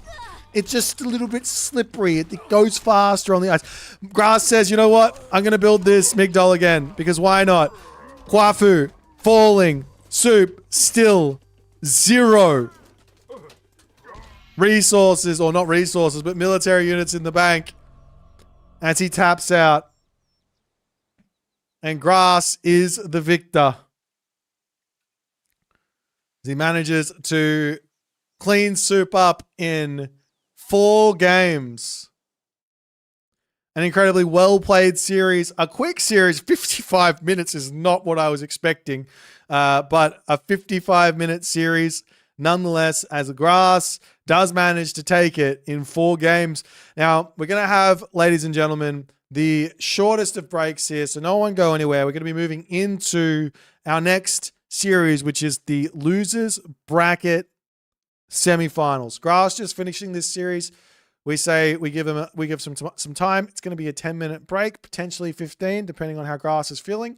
And we're going to be jumping into the next series, which will be Recon versus Grass. Don't you guys go nowhere, and we'll get it started momentarily. Look at the villager differential right now. 36 to 83. Restoration comes down. Nidhogg comes down. Flaming Weapons comes down. The Nidhogg almost drops it immediately down to 500 HP. In fact, it's dead already. It's dead already. Recon charging in though. Underneath, how many Sentinels? How many Fortresses? There's no way this fight can go well for Recon, but doesn't matter. He's got such a villager advantage at the moment. And Kavoth is just sitting here. The madman. Deconstruction going down onto the temple. He does Trader the Hydra as well. And Kavoth's still sitting here. He clicks bronze. Behemoth over onto this side. They're not attacking the town center. They're not attacking the town center. What is he doing? The heroes on top of the Behemoth is absolutely gigantic, but the army of Kavoth is getting obliterated here. At least it looks like it. The Hydra to come up is going to be a nice addition to this army as well. The Karabalista just absolutely dominate even the bronze units here. All the Prometheans as well are in. Kavoth needs the Paspis, he needs Peltas. Taking this fight was not the right call for Kavoth. Moment as the Yarts are coming over onto this side. Rappel here under some pressure while he wants to put pressure on. He does have to remember to bring a villager if he is going to be shifting Sandsing onto this position, because the farms will come up and then he is going to be able to hide his villagers. Is he going to go for it or not is the big question. A moment of silence. 15 seconds. Units are coming in. And there goes the Shenong's farms as the villagers are going to be shanking this down. Does he not know? He's trying to stop the towns. Are we just... Huh? Huh? Rappel. Rappel is going to try and take the town center down here. He loses the Pharaoh. The Wadget's going after those Kwafu here. The town center is at 300 HP. Does he have enough stuff here or not? He could steal the farms and he could be getting himself some resources back. The town center down to 60 HP. Not repairing it. It's going to go down. Rappel does manage to kill the town center, but at what cost? Still, there is a peasant over here as well who had the farms. I think she was gathering the farms there to keep the Kwafu alive. So the outplay of the outplay to come through. Rappel has 11 villagers left. Shifting Sands coming through. I can't see it because it's in the main base. Charging it down. Center going to be going down. No Huang Di. Good sir, as the priests are going to sit here healing this up. Town center is out of here. Is that he's got himself all of these Karabalista, and Thunderdome is so good versus Karabalista. You see a castle coming up. And Tunison literally just left. He's had enough. He says, I don't particularly want to play with you anymore. I don't want to play with you at all. See ya. Goodbye. Goodbye. He's out of here. The base is completely abandoned. And the forest is coming down. It's locked up. It's locked up. And Tomuskin's got no idea. He's got no idea. He's got no idea. 18 Stymphalian birds versus 35 Plaguebringer on Mirage. I'm sorry, the Stymphalian birds do not win this. They do not win this fight. Yeah, no. Tunison, I saw it correctly the first time. I thought maybe I didn't, but I saw it correctly the first time. The Civilian Birds do, in fact, they do not win this fight. Cyclops wandering forward. All of the Goaty coming in. Great garrison there from Matrius, but this is not going to be, Soup is not going to be slowing down here. He's got so many Toxotes that can do so much damage, with the Goaty going to be able to take out these Cyclops very, very quickly. One goes down. That's the raiding cavalry trying to get onto that backside here. Can Matrius hold here? Another Cyclops going to be coming, another one in queue.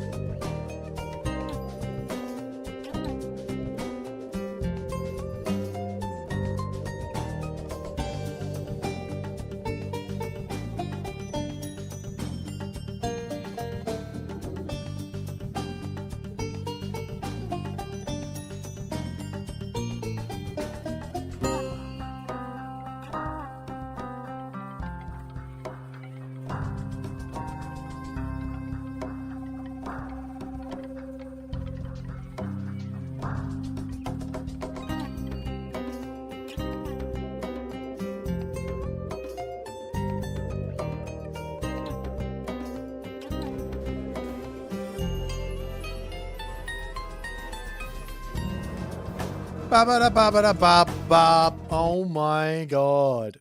Ladies and gentle people of the world, it is my pleasure to introduce the main event losers bracket semifinal. And for those of you who are trying to work out if I'm filling time right now or if the players are actually ready to go, I'll leave that up to your imagination. How's everyone going on this eventful day of The Price is Right?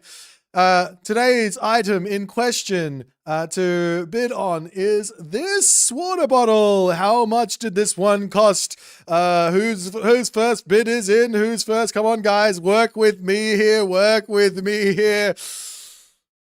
Okay, no one wants to play. No one wants to play The Price is Right. Well, how about I just introduce we're going to have a free-for-all on the last day. Oh! Boit's Backyard Bash is back!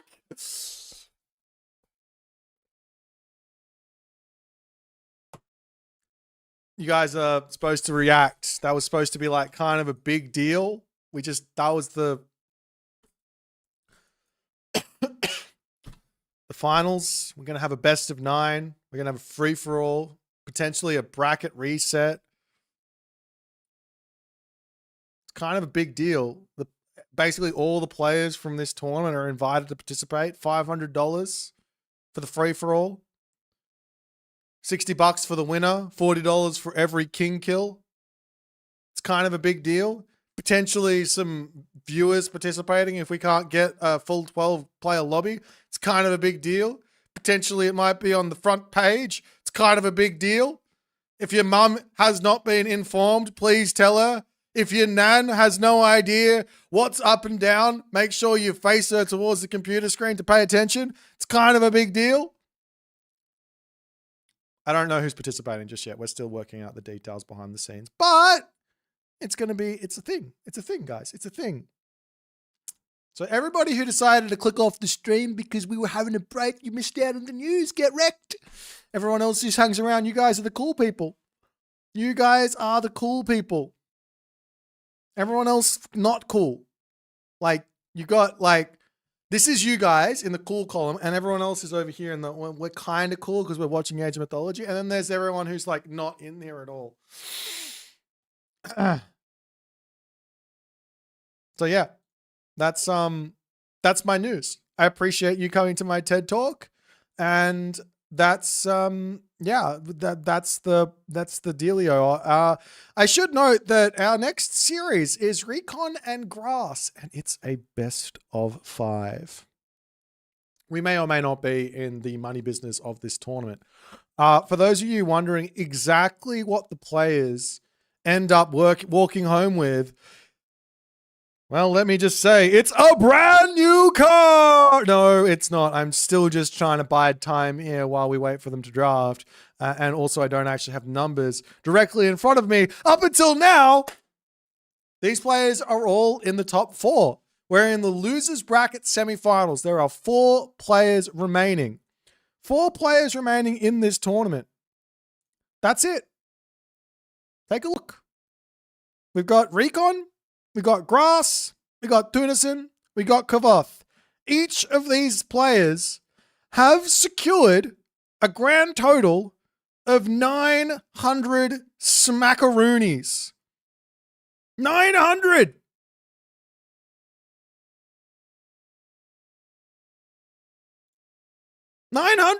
That's like quite a few smackaroonies, if you ask me. Of course, there's also the third place. It's going to get a little bit more. And then the second place, it's going to get a little bit more. And then the first place, it's going to get a little bit more.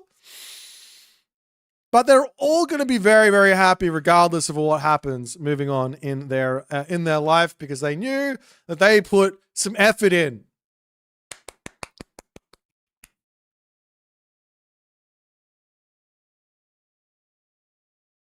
We still are not quite finished this best of 7 draft. It's quite long. The draft is quite long. If you guys want me to narrate it, I could narrate it. Should we do that? Or should I just click this button and we'll just see what happens?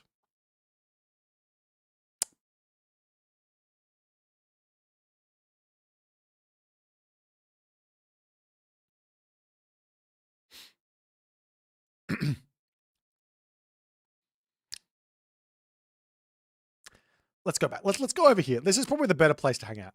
So let's talk about the little head-to-head, ladies and gentlemen. We've got Recon, we've got Grass. Grass has gone up against Recon a total of this many times. That many. 1, 2, 3, 4.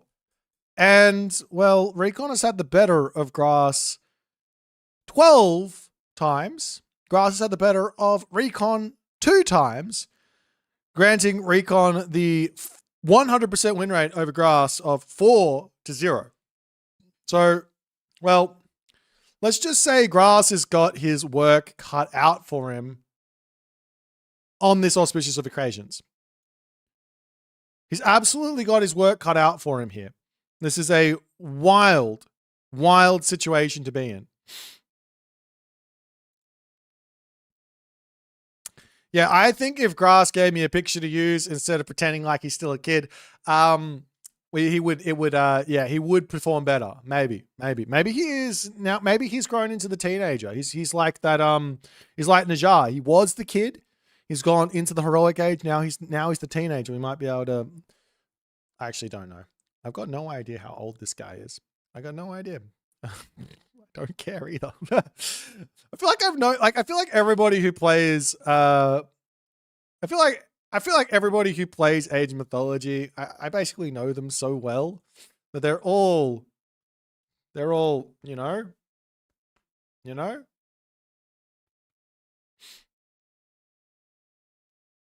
I don't know if you know. God, they're still drafting.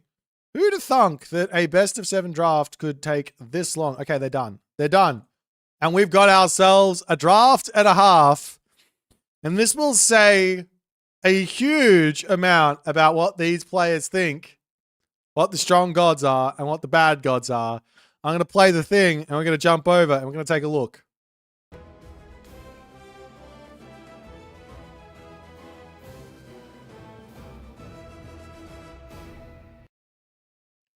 Well, look, it's a draft.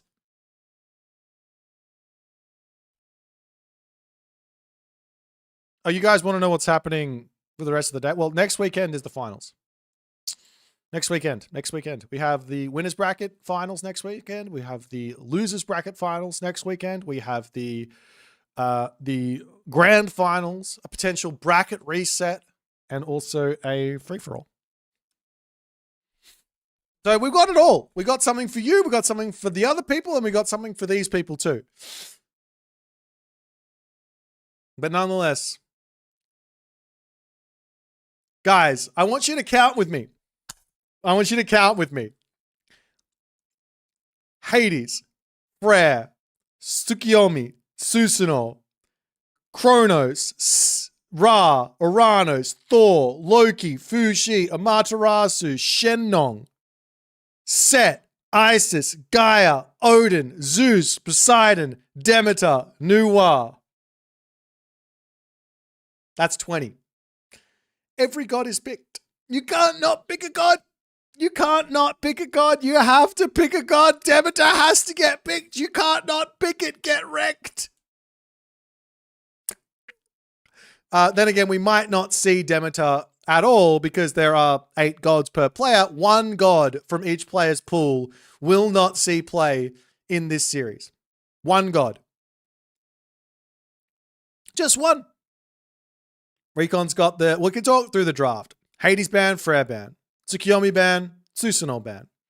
Recon grabs Kronos. Grass grabs Set Isis.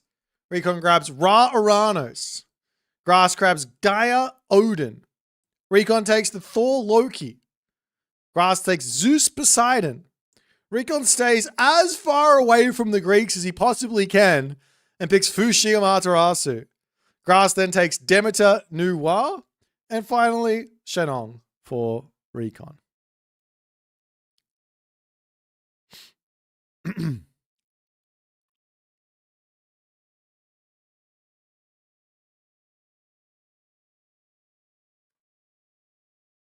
Alrighty. So our first game is going to be an Uranus versus Gaia matchup. An Aranos versus Gaia matchup as we put our first one in, and it's going to be Aranos, it's going to be Gaia, and it's going to be on Atakama. Everyone's favorite. Everyone's favorite. All right, I need myself a lobby.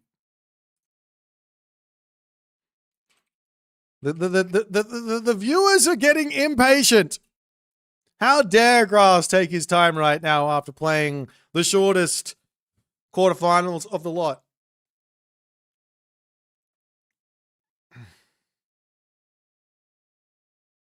We got 8 cards each and we get an Atlantean. Yeah, that's how it works. The first person to Arcus wins this one without question. Without question.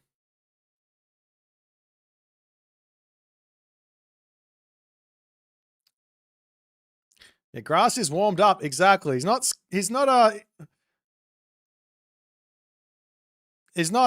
what's the word? All that's coming to me is Japanese. He's not tired. He's not exhausted. He's warmed up. Minietti says, if you make Arcus in this matchup, you're playing it wrong. Well, guess what, Minietti? You're wrong. You're wrong, Minietti. Arcus, best unit in the game.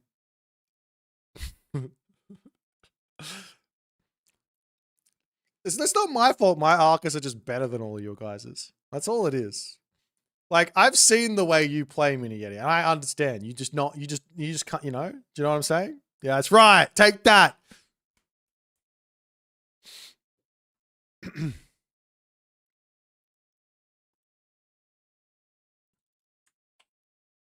Alrighty. Looks like the guys are finally getting their lobby set up. I can give them some more time, but we can. Arcus best unit, Arano's best god. Yeah, exactly. It's not about it being my stream. I'm not the only one who thinks this. I'm just the only one that knows this. That's the difference. That's the difference.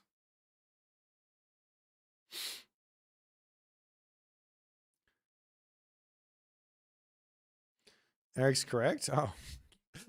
You guys try to come in here. I mean, Eric got kicked out of the tournament ages ago, so we can't talk to him anymore. He doesn't know anything. Kavoth is the #1 buff Atlantean pro player out there, so you can't talk to him. I am the most impartial of the parties. I've seen all the games, and clearly the corresponding facts point to one thing: whoever builds Arcus wins game. And the only times that Atlantean players lose is when they start to build Arcus too late. That is the way that it goes, and that's all I understand. You could try and argue with me, but you're just wrong. Alrighty, so now we have a timer. Also, while we are waiting for this game to start, I'd love to show you a little something. So both of these players, one of them is going to be out after this. Recon will have to play, or Grass will have to play Tunison or Kavoth in the next round. So while we're waiting, let's have another little cheeky look-see over at our head-to-head. So, Recon versus Kavoth. Let's have a quick little cheeky look at that potential matchup. As if it's not obvious that Kavoth is going to lose to Tunison, so we better check out his potential next matchup. So we got Recon. So Recon has been beating Kavoth. He did actually end up losing in the best of 5 before, but it's a best of 7, so it's a different type of game where Kavoth can't abuse quite so many things. And then we've also got ourselves a potential for Kavoth to have to play against Grass, who I believe Kavoth does have the better record against. Is that true? A slightly better record, as he did beat Grass once in the Wrath of the Gods. I believe this was a qualifier, so pretty low value. He did win in the other one, pretty high value because that was the actual main event. And then Mythic was Kvothe does hit back. So it's basically a 1-to-1 here, if I can see that correctly. So Kvothe got his work cut out for him regardless. He's going to have to beat Tunison. Speaking of Tunison, the Kvothe versus Tunison matchup is going to be a very, very spicy one. This is the winners bracket finals that's going to be coming up, and Tunison has been absolutely dominating Kvothe. So we'll see if Kvothe can flip the script there. That's going to be next Saturday, so don't miss out whether or not Tunison is going to be able to find the dub or not and make his way to his first S-tier tournament finals. Will remain to be seen. Tunison also potentially could lose to Kvothe. It's never happened before, but there might be a first. There's always potential for a first here. Tunison might have to play Recon. He might have to play Grass. As we're getting close to jumping into this one. So Tunison here with 0 wins versus Recon, but incredibly close. It's a 3-2 from the Champions League Season 4 lower bracket quarterfinals. So very, very close matchup there for both Tunison and Recon to have to deal with. Now, if Recon does actually end up losing to Grass here, Tunison might have to play versus Grass, and I don't know if these guys have played a lot together, actually. That's a lot of games they've had to play. So Tunison has the better of the shtick here at 3 series wins to 2 series wins. I also want to bring up that I believe that Tunison has had one of the roughest tournaments in retold of pretty much any other top player. So the only reason he hasn't made it as far before, I think, is because of this one factoid. Take a look at this. Ouch. Tunison met the Mister not 1, not 2, but 3 times.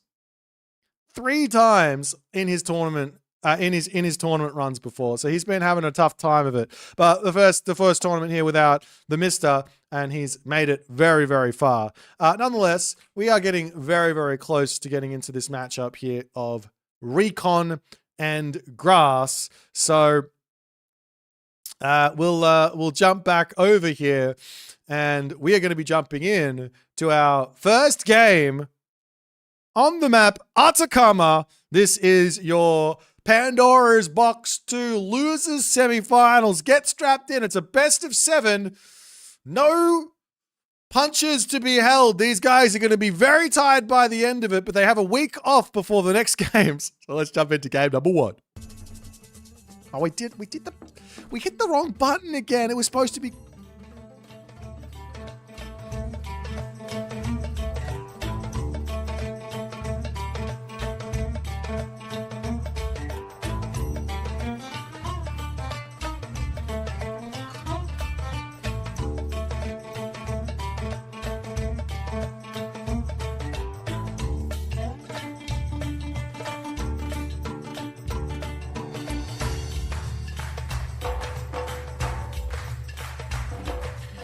And off we go. Losers bracket semi-finals. It's not the quarterfinals.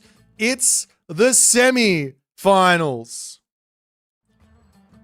And we're off to the races. Oh, it's wrong here. That's why. We're off to the races here. In the right-hand corner of the map, playing as Uranos. Fresh off his win earlier on today against Moscow, it's Tag's very own Recon.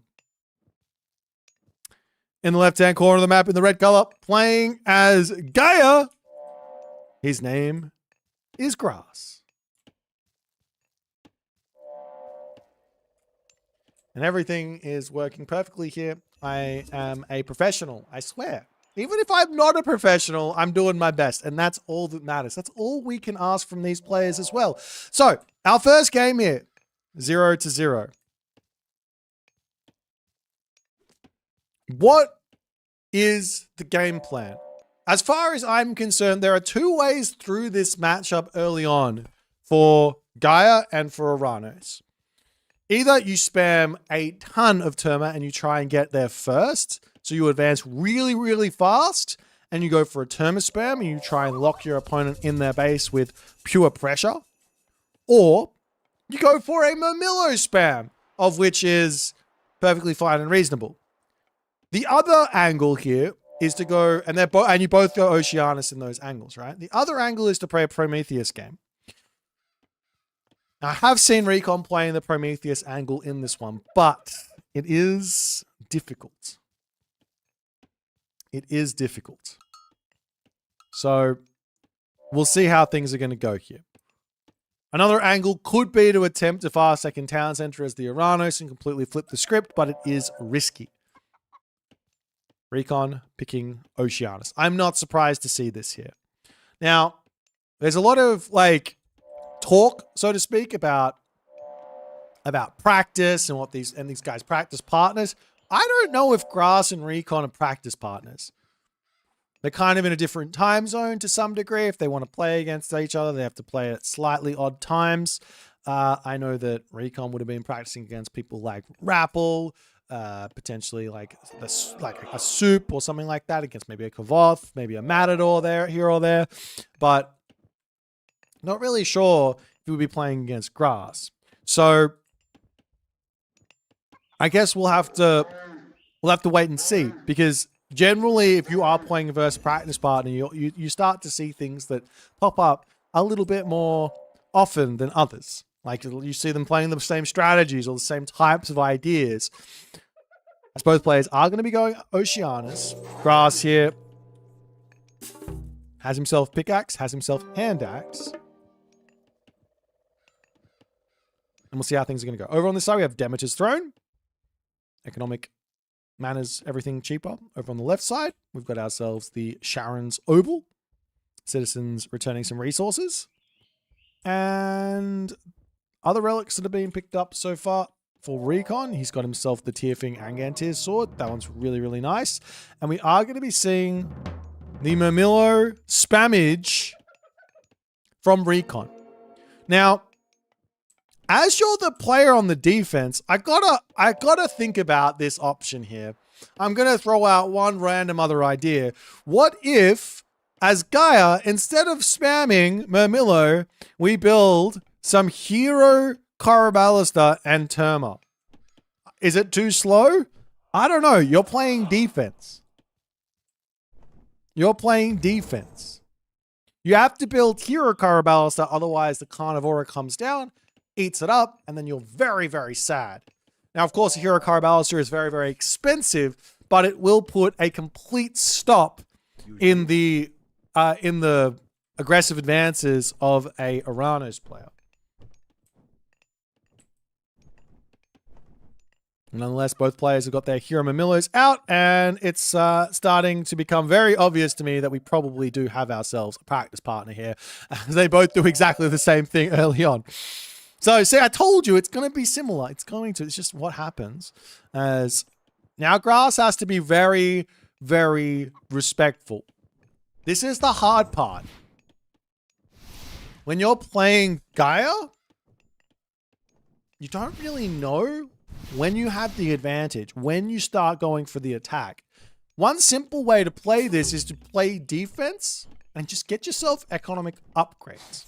Try not to lose any units. We do have over onto this side. The Oracle here does get pacified up as the Murmillo heroes trying to get in here, but the Caladria come forward. Nice health coming back in. Keeps that one alive.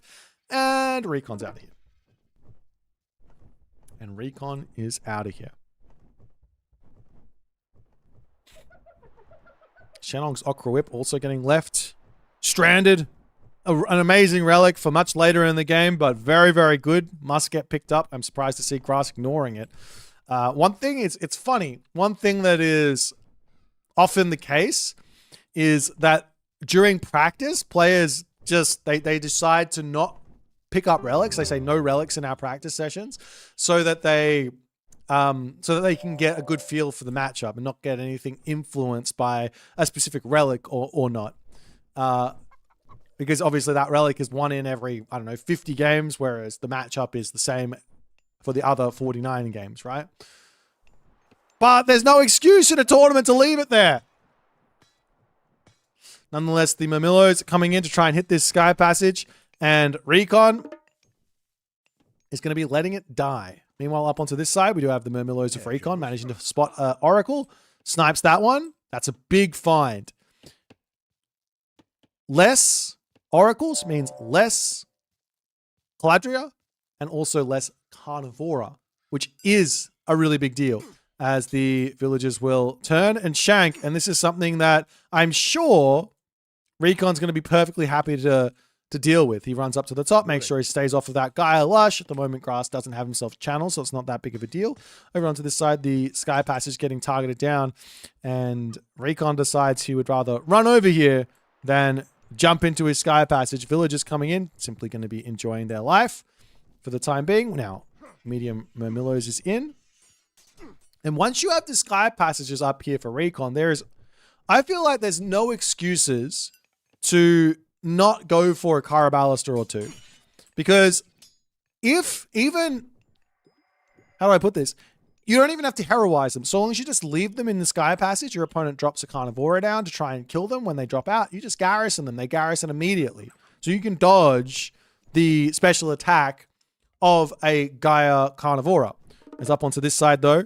Recon charging in. Looks like it's going to be a Citizen pick. No, doesn't quite get there. Yes, he does. He picks the Citizen, but a Murmillo hero will go down. That's not the worst trade there. That's a pretty nice trade. While this is going on, however, we do have a bit of an attack onto this position as the Carnivora gets dropped down, and that's going to force Grass back. We do have the Shockwave to come down to try and pick off another unit. Another Carnivora down from Grass here as well, as Recon going to turn and try and take this one out. How many Caladria over here? There's 2 Caladria for both players, as at any point here, Recon can start pulling his Murmillos back into the Sky Passage and keeping them all very, very healthy, sacking this position, maybe sending a Sky Passage up to the top side, and then healing up in his main base, no problems. He's coming back over onto this side. Citizen getting low HP here. It's getting chased around. Grass has got more. He's just got more units here. Without a question, he's got more units. And Recon is going to bail back into his main base. But look at this from Grass while this is going on. Murmillo coming over onto this side. Recon not moving off of the wood line.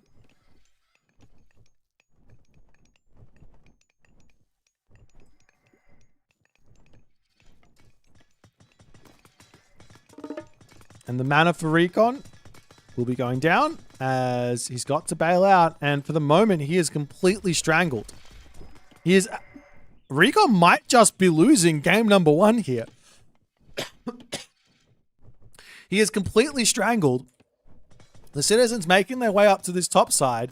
The Murmillo is coming over here. Of course, he can drop a... Oh my god, I'm dying. Of course, he can drop a Sky Passage here if he wants to bail back home. But this is very, very, very bad for Recon, as the Murmillo numbers are just favoring Grass at the moment. Turns in to take the fight. There's no Carnivora. There's no Shockwave. Murmillo's, this is just a 1 game for Grass. Recon has dropped game number 1. I don't see him continuing here. He turns and starts shanking with the Citizens, but there's so many Murmillo here for Grass, and he's going to lose all of his Citizens, and he taps out without even making a single Caraballister. I'm not okay with this. I'm not okay with this. This isn't... I'm going to be very straight up with you. This is not the way to play this matchup, and I've never seen any high-level Uranos player playing without Caraballister. If you're going to build Sky Passage, you build Caraballister because it's so obscenely strong. I don't understand. My brain hurts. All right. Well played to Grass, though. He managed to make pure Murmillo work, and he managed to actually...